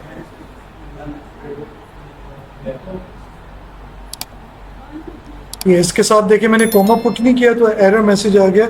10 के बाद अपने कोमा पुट करना है, एंटर करें। अब क्या हुआ, पहला एलिमेंट 1, बाय का मतलब इंक्रीमेंट, 1 में 2 ऐड किया 3 में 5 ऐड किया, सॉरी 3 में 2 ऐड किया 5 में 2 ऐड किया 7 में 2 ऐड किया 9 में 2 ऐड किया 11 हो गया। ये 10 से बड़ा हो गया क्योंकि हमने सीक्वेंस 1 से 10 तक का कहा हुआ था। तो 1 से 10 के दरमियान आपके पास ऑड नंबर्स जनरेट हो गए। अगर मैं इसे 0 से स्टार्ट करता तो 0, 2, 4, अगर मैं इसे 2 से स्टार्ट करता हूँ, ठीक है, इस तरह से आप उसे कर सकते हैं। ठीक है, 11। तो देखें अब उसने क्या किया, 1 से 100 तक इक्वल टू आपने लिखना है, 1 से 100 तक के नंबर्स के 11 एलिमेंट बना दिए। उससे मैं कहता हूँ कि नहीं इसके बनाने हैं 20 एलिमेंट्स, तो वो अपने एक एल्गोरिदम के जरिए 1 से 100 तक की गिनती को 11 हिस्सों में बना देगा, 11 एलिमेंट्स में कन्वर्ट कर देगा। ठीक है, लेंथ वैसे एक और फंक्शन भी है। अभी हमने x लिया था तो x में कितने एलिमेंट है, 7। सपोज मुझे कंफर्म नहीं है तो लेंथ x करूंगा तो देखिए वो आपको काउंट करके ब्रैकेट में अगर मैं करूंगा तो आपको काउंट करके बता रहा है कि x में 7 एलिमेंट है, यानी कितनी नंबर ऑफ ऑब्जर्वेशन है, 7। लेंथ का फंक्शन अगर आप यूज करते हैं विद ब्रैकेट तो आप उसे नंबर ऑफ ऑब्जर्वेशन के लिए यूज कर सकते हैं। जी, सपोज करें कि मुझे सम फाइंड करना है, मीन फाइंड करना है, तो मेरे पास x का एक फंक्शन है, सम का एक फंक्शन है x की वैल्यूज को सम करने के लिए। सपोज मेरे पास मीन का फंक्शन एग्जिस्ट नहीं करता, सम का फंक्शन एग्जिस्ट करता है, तो sum of x divided by length of x, ये आपके पास मीन आ जाएगा। अगर मैं मीन फाइंड करता हूं देखें तब भी यही आंसर आएगा।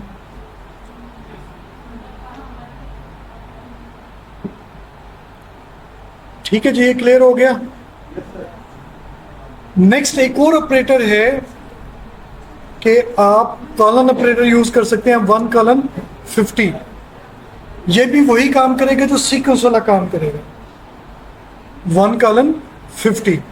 आप अगर चाहें तो 5 कॉलन 1 लिख दें, -5 कॉलन 5 लिख दें, sequence -5, 5, negative number, positive number, उनका मिक्सचर, वो सारा का सारा आप यहाँ पर जनरेट कर सकते हैं।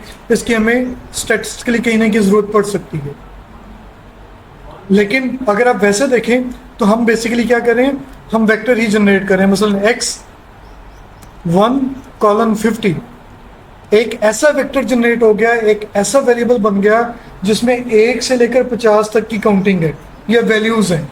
या सीरियल नंबर है या रैंकिंग है, वो जो भी आपने करना चाह रहे थे, जो भी आपकी थीम चल रहा था कैलकुलेशन के हवाले से, कंप्यूटेशन के हवाले से, उसके मुताबिक हमने एक वेक्टर बनाना है। ठीक है, सीक्वेंस भी यूज कर सकते हैं, कॉलन ऑपरेटर भी यूज कर सकते हैं, और सी वाला फंक्शन भी यूज कर सकते हैं। अब हम ये एग्जाम्पल की तरफ आते हैं फर्दर। ये मैं परफॉर्म नहीं करता, सिर्फ यहाँ से समझा देता हूँ, या बल्कि आप देखें और बताएं, आप कर सकते हैं। ये समझ आता है आपको? नहीं, वैसे ही देख के बता दें कि ये चीज़ समझ आती है आपको। हाँ जी, आती है समझ। पहली कमांड तो वैसे ही आ गई, N number of observation define करनी है, 25 लिख दें, लेंथ ऑफ एक्स कर दें, लेंथ ऑफ वाई कर दें। ठीक है, ए वाला हो गया। बी वाला करेक्ट जो वेक्टर है, इसके बारे में बताएं। वेक्टर कैरेक्टर वेक्टर बनाने के लिए जब आप किसी भी चीज को, मतलब मैं यहाँ पे लिखता हूँ बी के नाम से बना देता हूँ C double comma 1 double comma 2, ये मैंने जानबूझ के इस वक्त की है, double comma 3 bracket close. B अगर हम देखते हैं तो ये कैरेक्टर में है, मैं इसका मीन देखते हैं, फाइंड कर सकते हैं? नहीं कर सकते। हम इसका मॉड देखते हैं, अब इसका मॉड क्या है? कैरेक्टर है। इसकी क्लास देखते हैं, कैरेक्टर क्लास है। जब आप नंबर्स को या अल्फाबेट्स को इन्वर्टेड कॉमा या सिंगल कॉमा में इनक्लोज कर देंगे तो वो नंबर कैरेक्टर बन जाएगा, न्यूमेरिक नहीं रहेगा। ठीक है, इसी तरह से जब आप ट्रू को लिखेंगे, ट्रू कैपिटल में, इसका मतलब ट्रू लॉजिकल कंपैरिजन के लिए होगा। टी लिखेंगे लॉजिकल कंपैरिजन, मतलब मैं कहता हूँ 3 is equal to 3, 3 double equal to 3 का मतलब और 3 इक्वल टू 3, इन दोनों का मतलब डिफरेंट है। ये पॉइंट समझ लें, मैं बोलना चाहूँ, मैंने अब यहाँ पे दो चीजें लिखी हैं, 3 डबल इक्वल टू 3 और 3 सिंगल इक्वल टू 3। इन दोनों का एक खास मतलब है। जो डबल इक्वल वाला 3 है, ये वाला, इसका मतलब है कि हम कोई लॉजिकल कंपैरिजन करना चाह रहे हैं। 3 बराबर है 3 के, यानी मैथ में हम वो जो 3 इक्वल टू 3 करते हैं, वो अगर आपने लिखना है तो यहाँ पे डबल इक्वल टू लिखेंगे। सिंगल इक्वल का मतलब है असाइनमेंट ऑपरेटर, राइट साइड पे जो भी चीज़ है वो लेफ्ट साइड पे आएगी। और यहाँ पे एक चीज़ याद रखें अपनी आसानी के लिए कि यूँ समझ लें कि लेफ्ट साइड पे आपने जो कुछ भी लिखना है, अगर आप वेक्टर बना रहे हैं तो आपने वेरिएबल लिखना है, कैरेक्टर लिखना है। मसलन मुझे यहाँ पे क्या लिखना चाहिए था? x इज इक्वल टू 3 लिखना चाहिए था। ठीक है, 3 इज इक्वल टू 3 अगर मैं चाह रहा हूँ कि मैं इसे वेरिएबल में सेव कराऊँ तो ये गलत है। अगर मैं कोई कंपैरिजन कर रहा हूँ तब भी गलत है, तब मुझे डबल इक्वल लेना चाहिए था। अब देखें 3 लेस देन 3 करता हूँ तो 3 3 से लेस नहीं है, फॉल्स है, लॉजिकल आंसर आ रहा है। ठीक है, 5 ग्रेटर देन 10 है, फॉल्स आ रहा है। 10 लेस देन 5 है, 10 नॉट इक्वल टू 5 है, 10 5 की इक्वल नहीं है, not equal to exclamatory sign और इक्वल नॉट इक्वल टू हो जाएगा। ठीक है, तो ये लॉजिकल ऑपरेटर्स भी मौजूद हैं और आप लॉजिकल वेक्टर भी क्रिएट करवा सकते हैं। ठीक है, मिसाल के तौर पर y की वैल्यूज हमारे पास ये मौजूद है। ठीक है, मैं कहता हूं y is less than 0, y is less than 0। इसका क्या मतलब होगा? y की हर वैल्यू 0 से कंपेयर होगी। अगर वो नेगेटिव है तो ट्रू, अगर नहीं है तो फॉल्स। लेकिन अगर मैं यहां पे ये कर देता, अब क्या होता? y की वैल्यूज चेंज हो गई, अपडेट होगी, अब y की वैल्यू 0 बन गई। इससे पहले y की वैल्यूज क्या थी? वो ये वाली वैल्यूज थी। तो आपने एक चीज यहाँ पे याद रखनी है कि y की वैल्यूज, किसी भी वेरिएबल या वेक्टर की वैल्यूज को सोच समझ कर अपडेट करना है। अब मैंने क्या किया, y less than negative sign 0 किया तो y की पुरानी वैल्यूज रिप्लेस होकर 0 के बराबर हो गई, 0 बन गई। इस तरह से आप कम्प्लेक्स में भी कम्प्लेक्स नंबर भी कैलकुलेट कर सकते हैं, लेकिन स्टैटिस्टिक्स में कम्प्लेक्स नंबर यूज नहीं होते तो हम इसे फिलहाल डिस्कस भी नहीं कर रहे जी। आई यूज होगा एयोटा फॉर्म जो होते हैं। अच्छा, अब ये थोड़ा सा एक इंटरेस्टिंग पॉइंट फर्दर है उन्हीं चीज़ों में। देखिए बार बार रिपीट हो रही होंगी चीज़ें ना, उसकी ऑब्जेक्टिविटी भी यही है कि आप बार बार चीज़ों को अगर कि मिसिंग हो गई है, समझ नहीं आई एक एंगल से, तो दूसरे एंगल से समझ आ जाए। ये आप ऐसा करें कि अभी अपने लैपटॉप पर परफॉर्म करके देखें और फिर मुझे बताएं कि इसमें आपको क्या समझ आई और क्या समझ नहीं आई, करके फिर बताएं, ऐसे नहीं आप कर कर दिखाओ। करने क्या है, पढ़ने आए। ये जो 3 कमांड्स लिखी हुई हैं इन्हें 1 बाय 1 अपने लैपटॉप पे रन करें और फिर बताएं कि इसका रिजल्ट क्या है।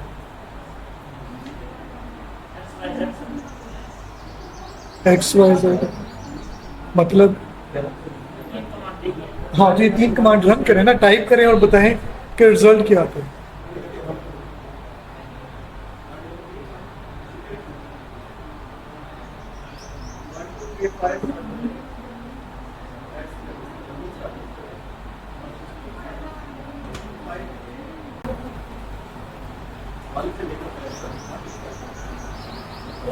जो सेकंड वाले अभी भी ऑप्शन है, सेकंड वाला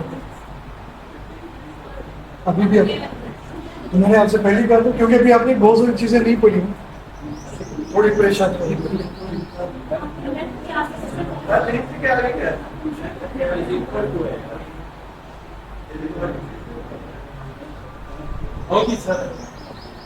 नहीं होनी चाहिए, रन नहीं होनी चाहिए। किसको? ये ठीक है।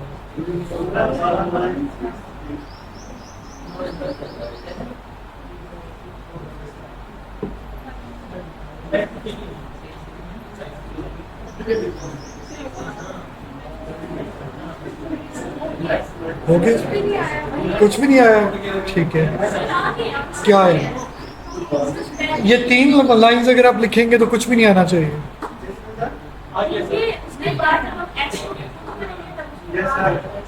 चलिए मैं जल्दी से रन करता हूँ और देखता हूँ कि इसमें क्या कुछ हो रहा है। x less than negative sign 1:5। अगर मैं x लिखूंगा तो मुझे आउटपुट मिलेगी, अदरवाइज आउटपुट नहीं मिलेगी, ठीक है। इसी तरह से y less than negative sign sequence 15 3 length equal to 5।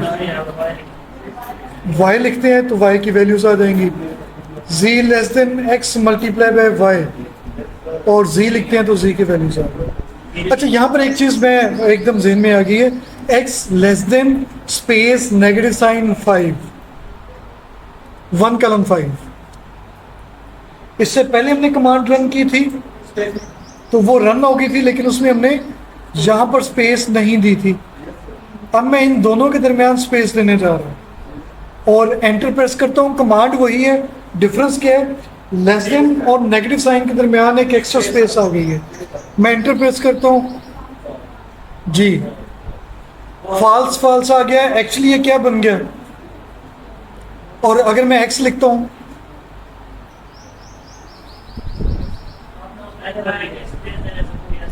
Space देने से इस वक्त इशू आ रहे हैं।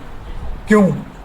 कि ये जो लेस देन और नेगेटिव साइन है ये दोनों मिलकर एक इकट्ठा ऑपरेटर बनेंगे, इसमें आप स्पेस नहीं दे सकते। अगर आप इसमें स्पेस देंगे तो बेसिकली ये क्या बन जाएगा, ये यूं समझ लें लॉजिकल ऑपरेटर बन जाएगा। ये लॉजिकल ऑपरेटर बन जाएगा और नेगेटिव साइन वो नेगेटिव, मसलन x मैं इस तरह से कर लेता हूं y less than negative sign 1:5। y में हमारे पास ये हैं और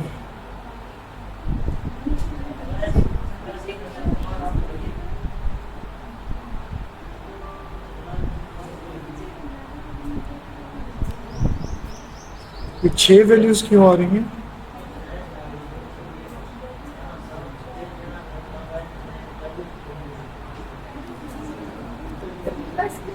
जी देखें, इसमें एक्चुअल इशू क्या आ रहा है, ये पॉइंट फिर समझ लें। जब हमने लिखा -1:5, तो एक्चुअली क्या होगा, -1 से 5 तक की वैल्यू जनरेट हुई और ये 6 वैल्यूज थी। y की टोटल वैल्यूज कितनी थी, 5। पहली वैल्यू -1 कंपेयर हुई 15 से, ठीक है, 15 is not less than -1, false आ जाएगा। फिर इस तरह से second value, third, four, 5, y की 5 वैल्यूज हैं, एक एक्स्ट्रा वैल्यूज कंपेयर हो रही है, तो उसने आपको वार्निंग भी दे दी कि जितने एलिमेंट y में बनते हैं उससे कम या ज़्यादा 1:5 में है, -1:5 में। उसने आपको वार्निंग भी दे दी। ये खैर अभी हम रिसाइकल रूल भी पढ़ेंगे तो वहाँ पे ये पॉइंट समझ आएगा।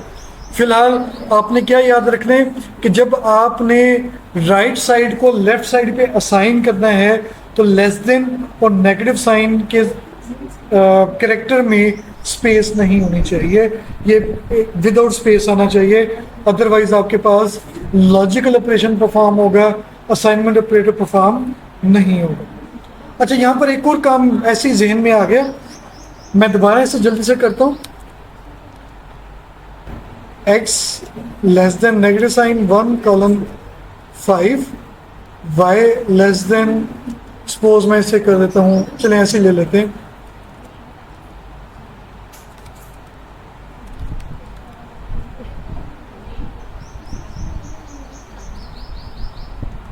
ये हमने बाद में भी काम करना है लेकिन ऐसे एक इंटरेस्टिंग पॉइंट ज़हन में था। मैं यहाँ पे करता हूँ C bind x y and z, C bind column bind. C bind का मतलब है कॉलम बाइंडिंग, कॉलम को आपस में जोड़ दे। कौन से column, x vector, y vector और z के वेक्टर।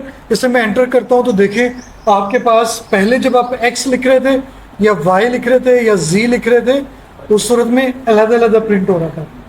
अगर आप सबको इकट्ठा लिखना चाह रहे हैं तो इस सूरत में तीनों वेक्टर्स का डाटा इकट्ठा प्रिंट हो रहा है। आपने अगर मजीद कॉलम भी ऐड करना है तो वो भी कर सकते थे। मसलन मैं x का स्केयर लेना चाह रहा था, मैं y का स्केयर लेना चाह रहा था, तो देखें मजीद कॉलम भी आ गए। इन कॉलम्स का मैंने नाम नहीं लिया तो इस वजह से इनके ऊपर नाम भी नहीं आ रहे, ठीक है। आप लेना चाहें तो कुछ इस तरह से ले सकते थे, x2 = x2 का मतलब है x स्केयर, ठीक है। इस तरह से आप कुछ हद तक चीज़ों को कर सकते हैं। वेक्टर्स में एक और फॉर्मेट है वेक्टर क्रिएट करने का, रेप्लिकेशन, रेप्लिकेट करना। REP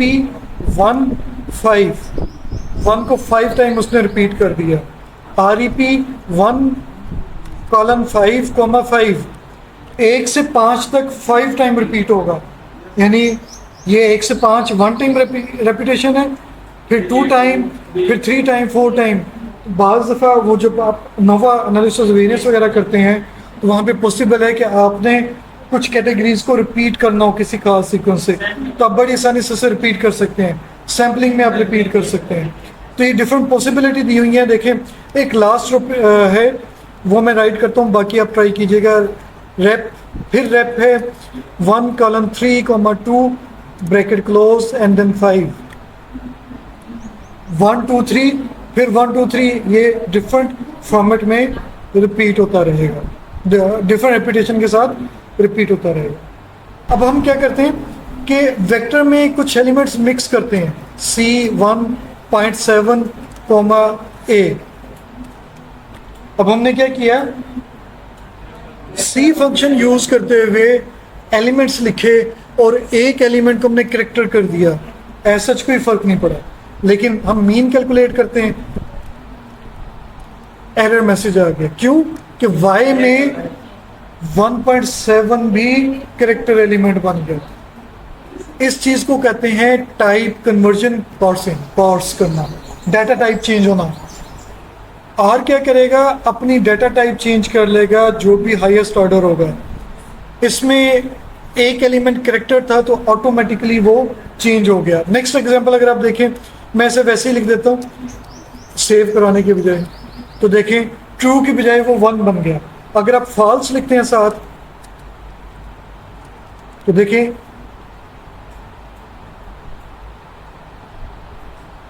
स्पेलिंग ये यहाँ पे एक कॉमा एक्स्ट्रा है तो इस वजह से एरर आ रही है। तो देखें 102 फॉल्स 0 ट्रू 1 और 2 नंबर आपने जो भी लिखा हुआ था वो आ जाएगा। लॉजिकल की जो वैल्यू है आप चाहें तो टी और कैपिटल एफ भी लिख सकते हैं। कैपिटल टी का मतलब 1 और स्मॉल एफ का मतलब 0। Logical comparison, logical values. तो अगर आपके पास सारे न्यूमेरिकल होंगे साथ लॉजिकल आ रहा होगा तो लॉजिकल 0 1 में कन्वर्ट हो जाएगा। चाहें तो वेक्टर्स की डाटा टाइप चेंज भी कर सकते हैं। यहाँ पे हमने उनकी चेंज करने की कोशिश की है, फर्दर भी चेंज कर सकते हैं। ये हाईएस्ट ऑर्डर है, ये उससे कम, ये उससे कम, ये सबसे कम। लॉजिकल की वर्थ कम है, इंटीजर की उससे ज़्यादा, यानी कन्वर्जन के पॉइंट ऑफ व्यू से। तो आपने अगर किसी को कन्वर्ट करना है, देखें मैं यहाँ पर इसे कॉपी करता हूँ, कॉपी नहीं हो रहा तो चलें ट्राई करते हैं। X C double comma A double comma B double comma C. X लिखते हैं तो करेक्टर, एज डॉट न्यूमेरिक करते हैं तो देखें ये पॉसिबल नहीं है। करेक्टरों का आप अल्फा नंबर्स में कन्वर्ट नहीं कर सकते। एज डॉट लॉजिकल एन आ गया, ए को आप लॉजिकल में कन्वर्ट नहीं कर सकते, बी को लॉजिकल में कन्वर्ट नहीं कर सकते। ए डॉट कॉम्प्लेक्स ये भी पॉसिबल नहीं है। एज डॉट करेक्टर, तो ये ऑलरेडी करेक्टर था तो करेक्टर में ही रहेगा। इसका मतलब ये है कि टाइप कन्वर्जन करते हुए हमें सोचना होगा, देखना होगा। कुछ कन्वर्जन पॉसिबल नहीं है, इसे हम नॉन सेंस कन्वर्जन कह रहे हैं। ऐसी कन्वर्जन जिसकी लॉजिकली भी सेंस नहीं बनती। कैरेक्टर को आप आसानी से नंबर्स में नहीं कन्वर्ट कर सकते, ठीक है। ऑपरेटर्स हम कुछ डिस्कस कर चुके हैं, फिलहाल अभी हम मजीद डिस्कस नहीं करते। ये स्लाइड्स नोट कर लें, ये स्लाइड हम बाद में डिस्कस करेंगे। ये स्लाइड नंबर 41 है, 42, 43, 44, 45 तक की जो स्लाइड्स हैं ये हम कल या परसों ट्राई करेंगे। अगर आप ये देखें तो ये सेल्फ एक्सप्लेनेटरी फंक्शंस हैं। आपने जो भी आपने वेक्टर बनाया है उस वेक्टर पर आप डिफरेंट स्टैटिस्टिकल कैलकुलेशन कर सकते हैं। तो हम एक वेक्टर बनाते हैं और फिर कैलकुलेशन ट्राई करते हैं। एक्स आर नाम और हम कहते हैं 100 वैल्यूज बनानी है और उसका मीन जो है 5 है, स्टैंडर्ड डिवीजन जो है वो 2.5 है, ठीक है। नॉर्मल डिस्ट्रीब्यूशन से रैंडम नंबर जनरेट होगा, एक ऐसा नंबर जिसका मीन 5 और स्टैंडर्ड डिवीजन 2.5 है। एक्स में 100 ऑब्जर्वेशंस आ गए। इन ऑब्जर्वेशन में मैक्सिमम वैल्यू क्या है ये आप कैलकुलेट कर सकते हैं मैक्स फंक्शन से। मिनिमम वैल्यू क्या है मिन फंक्शन से। मीन क्या है मीन के फंक्शन से। सम के जरिए से आप सम ले सकते हैं। प्रोडक्ट के जरिए से आप इन 100 वैल्यूज का आपस में प्रोडक्ट ले सकते हैं। इसी तरह से length, number of observation in next variable,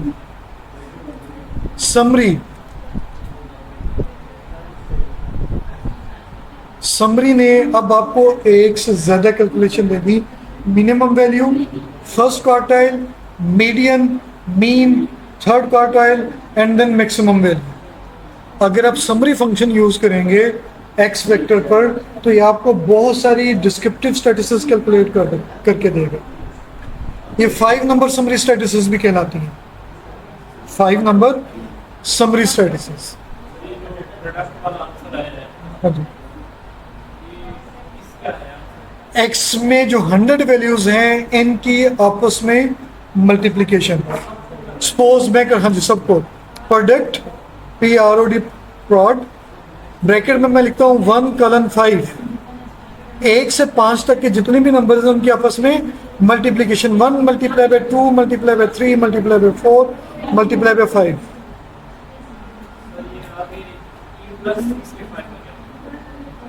कहाँ जी जी क्वेश्चन है कि ये जो प्रोडक्ट आपने की है, नंबर्स की प्रोडक्ट तो समझ आ गई, लेकिन ये e+65 से क्या मुराद है? ये basically 10 raise to power something जैसे हम लिखते हैं। ये नंबर इतने बड़े हो गए हैं कि वो स्क्रीन पर या उसकी कंप्यूटेशन के पॉइंट ऑफ व्यू से नहीं आ सकते, साइंटिफिक नोटेशन में है। तो प्लस का मतलब होगा e⁻65, नेगेटिव होगा तो उसका मतलब है कि e⁻−65।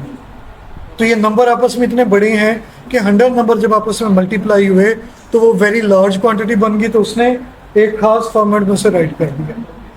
ठीक है,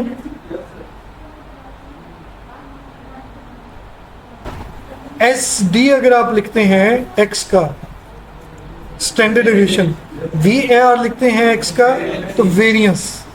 ठीक है, या आप अगर वेरिएंस का स्क्वायर रूट लेते हैं तो आपके पास स्टैंडर्ड डिवीजन आ जाएगा। ये हमारे पास फॉर्मूला है वेरिएंस का, आपने इसे कैलकुलेट करना है। x की वैल्यूज आपने डिफाइन की हैं, x वेक्टर बनाया हुआ है, जरा कैलकुलेट करें, कर सकते हैं? आपको आती है, जिन्हें नहीं आती पहले वो ट्राई करेंगे।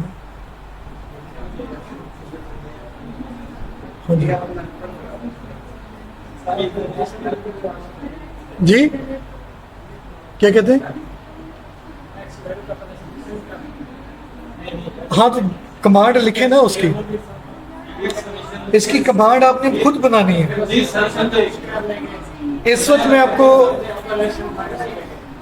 आपको बता रहा हूँ वो ये कि वेरिएंस का फॉर्मूला जो है वो एग्जिस्ट करता है, लेकिन अब आप खुद कैलकुलेट करना चाह रहे हैं। अभी हमने फंक्शन नहीं बनाया, लाइन ऑफ कोड लिखना चाह रहे हैं हम। एक्स की वैल्यू कोई भी ले लें, जो भी आपका दिल करता है, जो भी दिल। अच्छा अब देखें, मैंने इसी तरह x का सम दोगे डिवाइड बाय n को दोगे,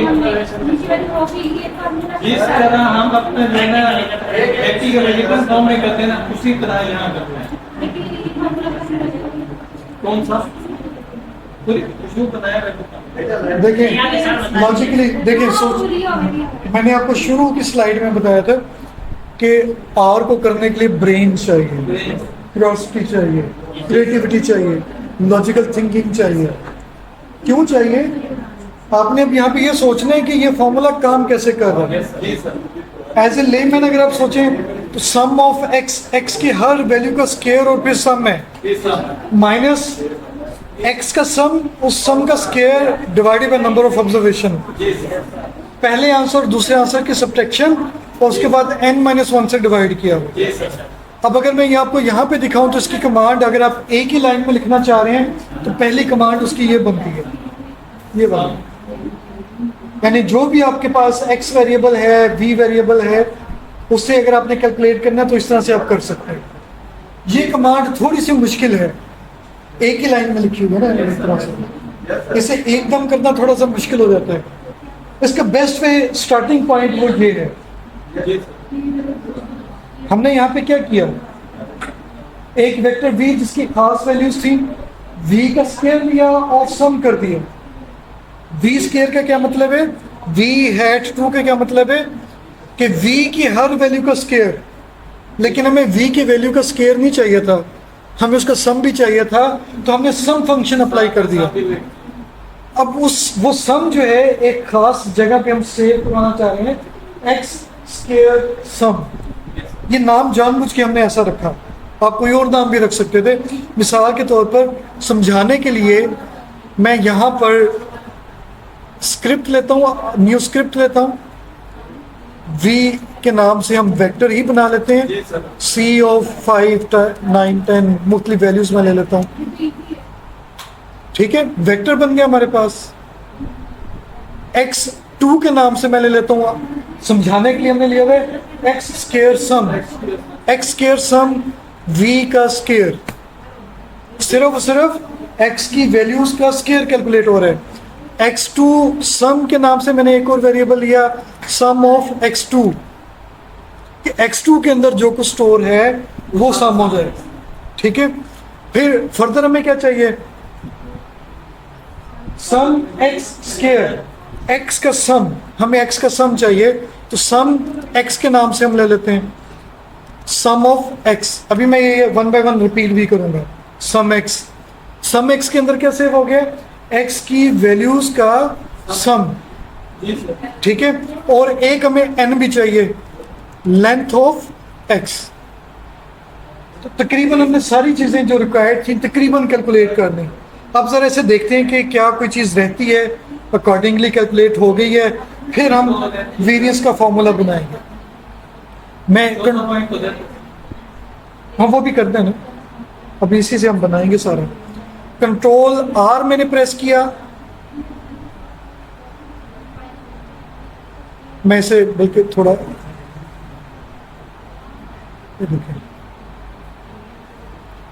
कंट्रोल आर हमने प्रेस किया, v का वेक्टर आ गया। v की वैल्यू को अगर हम यहाँ पे लिखते हैं तो उसकी वैल्यूज, इसके अंदर जो कुछ सेव था वो आ गया हमारे पास। अब मैं second line control are press करके रन कर रहा हूँ। x2 अगर मैं यहाँ पे लिखता हूँ तो देखें हर वैल्यू का स्केयर, 5 का स्केयर, 3 का square, 8 square, 4 square, 5 square, 44 square, 10 square, हर वैल्यू का स्केयर आ रहा है, ठीक है। अच्छा, इस चीज को अगर आप एक और तरह से देखें तो हमने यहाँ पे क्या काम किया, सपोज मैं डाटा के नाम से लेता हूँ सी बाइंड एक्स और x2, कंट्रोल रन,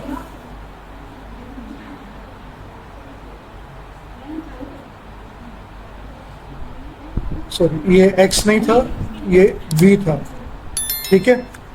अब देखें क्या आ गया, पहला वेक्टर, दूसरा उसकी स्केयर वैल्यूज। जैसे आप पेज पर पहला कॉलम बनाते हैं x का, दूसरे कॉलम में आप उसके स्केयर लेना शुरू कर देते हैं, ठीक है। ऐसा ही काम अभी तक हमने यहाँ तक किया है। सर यही काम किसी पे हाँ यहाँ पे भी कर सकते हैं, लेकिन मैं ये सिर्फ क्लियर करने के लिए कि सीक्वेंस कैसे काम कर रहे हैं, समझाने के लिए कि हमने एक्चुअली काम वही कुछ किया है जो हम बाय हैंड कर रहे होते हैं, ठीक है। यानी किस स्टेप पर हमने कौन सी चीज कैसे कैलकुलेट की, मैं वो समझाना चाह रहा हूँ। तो हमने एक ऐसा टेबल भी बना लिया जिसमें एक्स की एक्चुअल वैल्यूज और उसके स्केयर भी मौजूद है। नेक्स्ट आप क्या करते होते थे कि इस कॉलम का भी सम और इसका भी सम लेते थे। क्यों चाहिए था आपको, वो इसलिए चाहिए था कि यहाँ पर सम एक्स स्केयर और सम एक्स होल स्केयर, ये दोनों चीजें चाहिए। तो फॉर्मूले के मुताबिक हम मूव करते हैं फर्दर। मैं इसे थोड़ा सा आप लोगों की आसानी के लिए ले आता हूँ इधर, और ये देखें अब हमने कौन कौन सी चीज़ें चाहिए थी। x की वैल्यूज का स्केयर भी है, सम भी हमारे पास मौजूद है, x का सम और उसका स्केयर भी एक तरह से मौजूद है, और n भी मौजूद है। यानी फार्मूले की तमाम कैलकुलेशन तकरीबन हमारे पास मौजूद है। इस फार्मूले में जितनी भी हमें कैलकुलेशन चाहिए थी ऑलमोस्ट स्मॉल एन, ये देखें लेंथ ऑफ एक्स मैंने लिया हुआ है ना, लेंथ ऑफ एक्स। तो इसे मैंने जब रन किया तो ये यहां पर रन हो गया,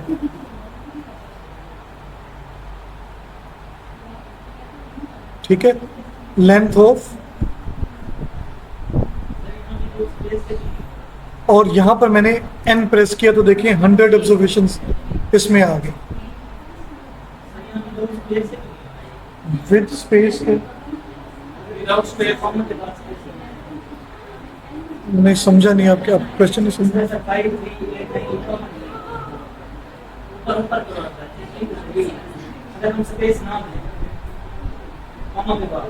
यहाँ ये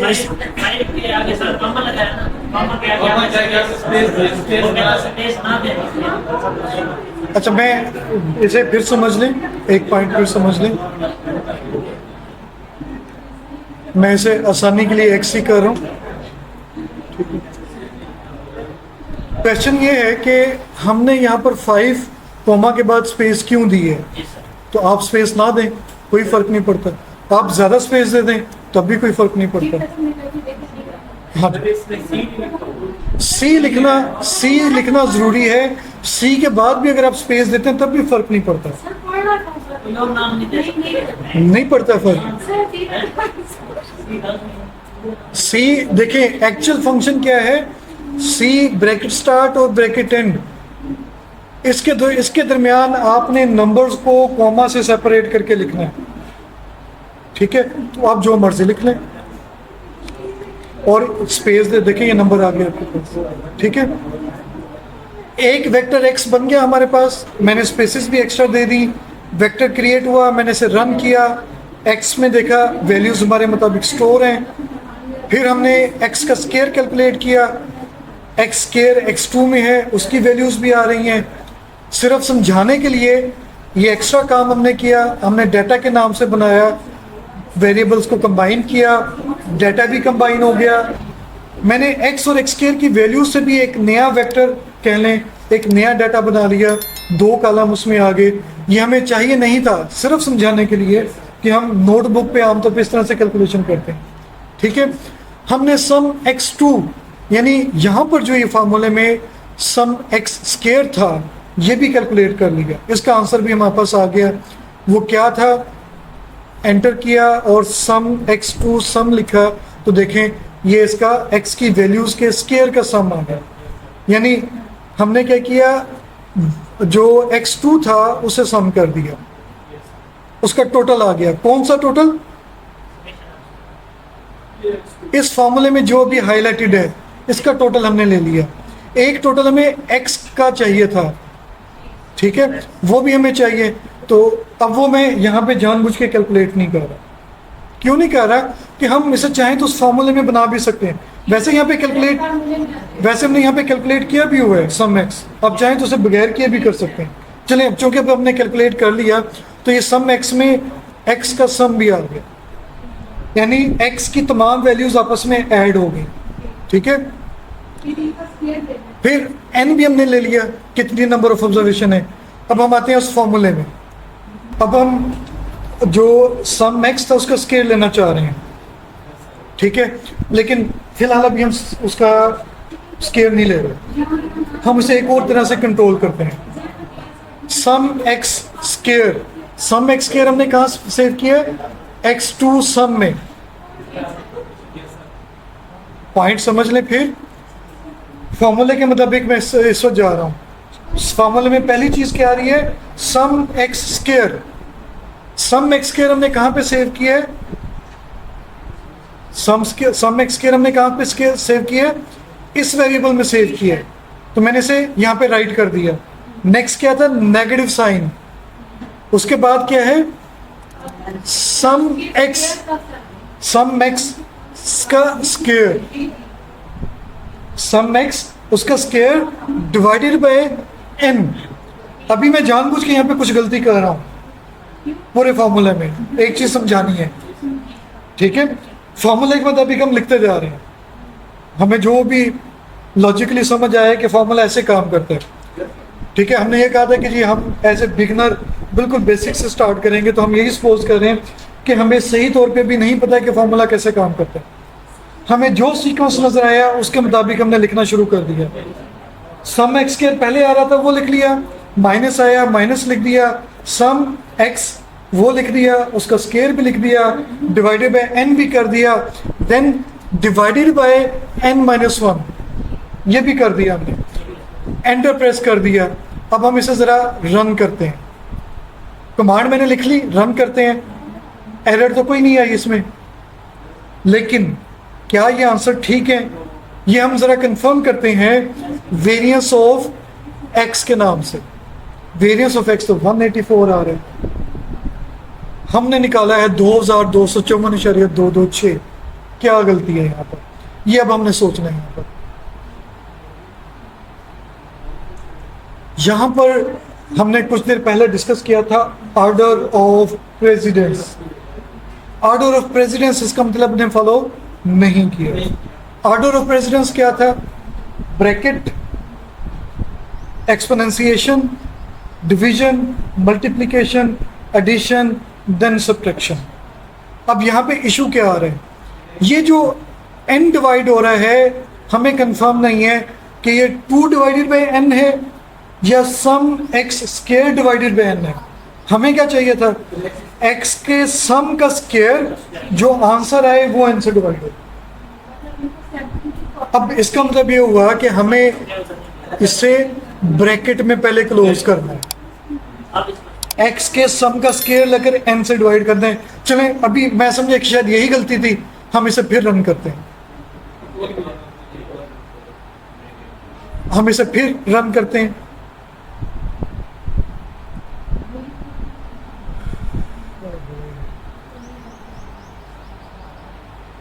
जी, मैं इसे दोबारा रन करता हूं, वही आंसर आ रहा है, कोई फर्क नहीं पड़ा। इसका मतलब ये हुआ कि सम x पावर 2 एक्सपोनेंशियल में आ रहा था। क्यों?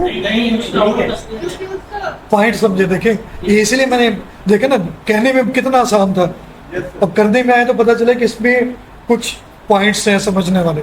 सम पावर 2 का मतलब क्या था? एक्सपोनेंशिएशन यूज हो रही है। हमने पेड मास या बेड मास में क्या कहा था?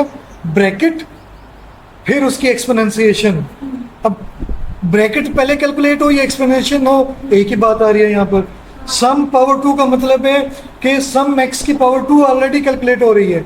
आप अगर यहाँ पे ब्रैकेट पुट भी ना करें तो कोई फर्क नहीं पड़ रहा, हमने एहतियाती तौर पे पुट कर दी, इसका हमें कोई लॉस भी नहीं है।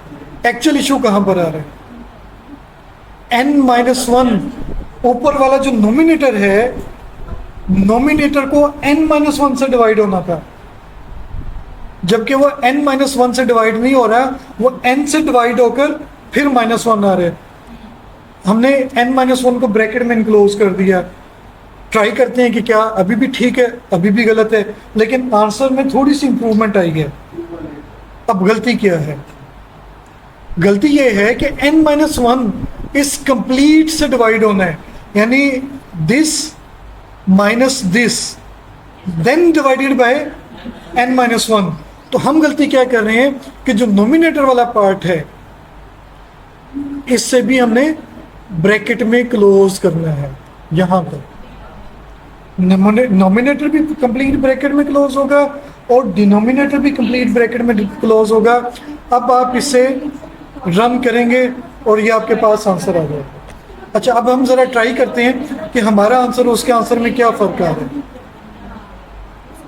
मैं इसे एक दफा फिर ट्राई करता हूं, ठीक है, देखें। और वेरिएंस ऑफ x, आंसर क्यों गलत आ रहा था कि हमने ऑर्डर ऑफ प्रेसिडेंस को प्रॉपर यूज नहीं किया था, टोटल डिवाइड नहीं हो रहा था। Nominator divided by denominator, nominator की भी तमाम कैलकुलेशन ब्रैकेट में इनक्लोज होनी थी और डिनोमिनेटर की भी, तब जाके आपको ये आंसर मिलना था। अब देखने में कितना सिंपल सा फॉर्मूला था, लेकिन हमने कुछ गलतियां की जानबूझकर, सिर्फ इसलिए कि हमें अंडरस्टैंडिंग हो जाए कि आपने जब भी कोई फार्मूला बनाना है वो कैसे बनाना है। अच्छा, आप चाहते तो आप इसे और बहुत सारी तरह से भी कर सकते थे, मसलन हाँ तब भी कर सकते थे। मैं इसे एक और तरह से करने जा रहा हूं, देखें। Sum of X square minus sum of X उसका स्क्वायर, ब्रैकेट में क्लोज कर दिया, डिवाइडेड बाय n-1। सॉरी, ये यहां पर हमने डिवाइडेड बाय n भी करना था, वही आंसर आ रहा है। अब मैंने क्या किया कि अलग-अलग कैलकुलेशन करने के बजाय फॉर्मूले के अंदर ही फॉर्मूले डाल दिए। एक तरीका क्या था कि आपने हर कैलकुलेशन को अलग अलग वेरिएबल में सेव कर लिया।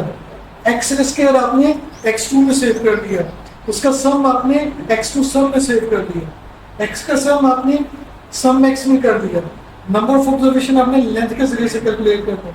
ये भी एक पॉसिबल वे था। इन लेफ्ट साइड को आपने फॉर्मूले के अकॉर्डिंग पुट कर पेड मास को या बेड मास को ज़हन में रखते हुए, ऑर्डर ऑफ प्रेसिडेंस को ज़हन में रखते हुए अप्रोप्रिएटली आपने फॉर्मूला डेवलप कर लिया, ब्रैकेट्स का एफिशिएंट यूज कर लिया।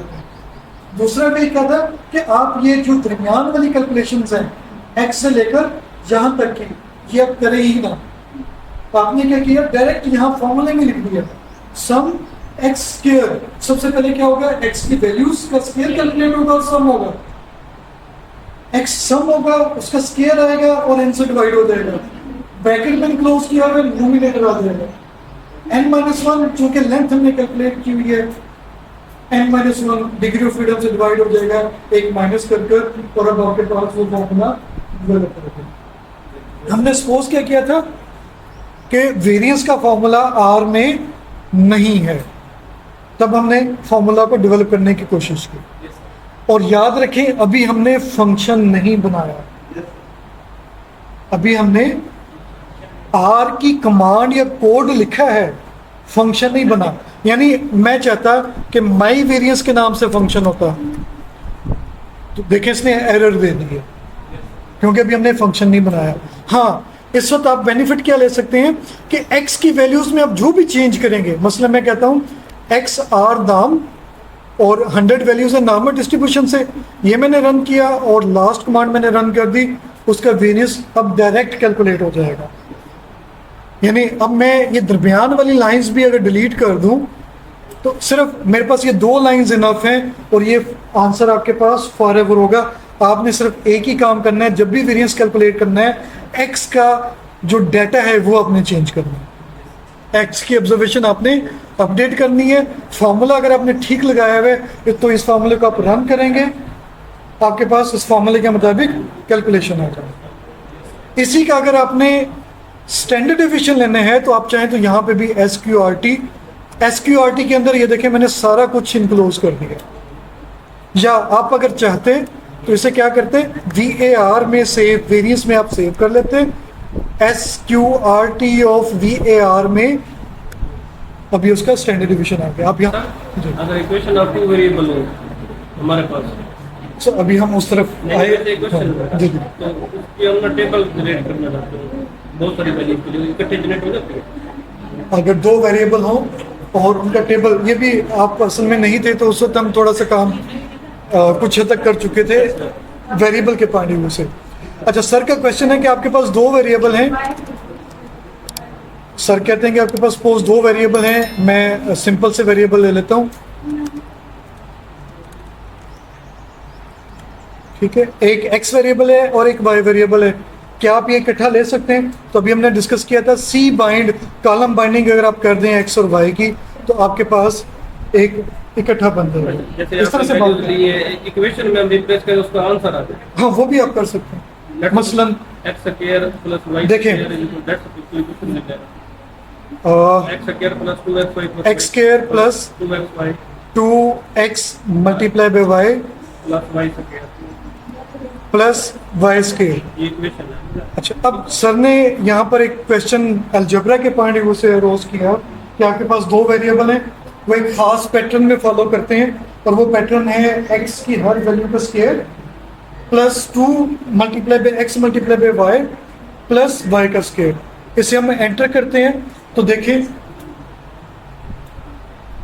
ये आपके पास कैलकुलेट हो गया।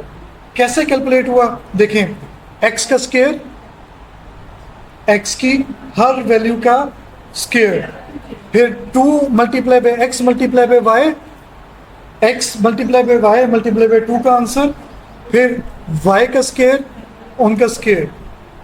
अब यानी अगर मैं यहाँ पर एक फर्दर चीज़ देखूं, टेबल बनाना चाह रहा था मैं इस तरह से,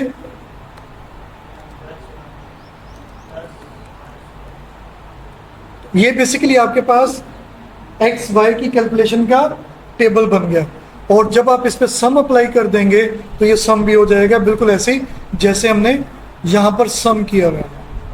तो आपके पास ये सम किस तरह से आया है?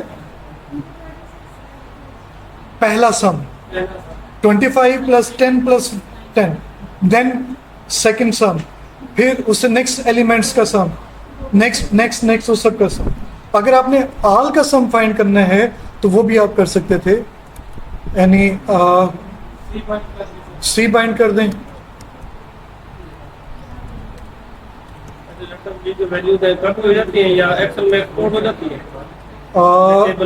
अभी हम उस लेवल पर नहीं है, अभी हम उसे नहीं कर सकते। हो जाती है नहीं, अभी इस वक्त जिस एनवायरनमेंट में है, सर का क्वेश्चन ये है कि ये जो आपने कैलकुलेशन की है कि क्या ये हम कैलकुलेशन एक्सेल में ला सकते हैं, तो इनिशियली अभी तक हमने जितना सीखा है उसके मुताबिक अभी हम ये एक्सेल में नहीं ला सकते। वैसे मेथड्स मौजूद हैं, वो जो कमिंग लेक्चर्स उसमें हम ये कार में अवेलेबिलिटी है। हाँ जी, अवेलेबिलिटी है।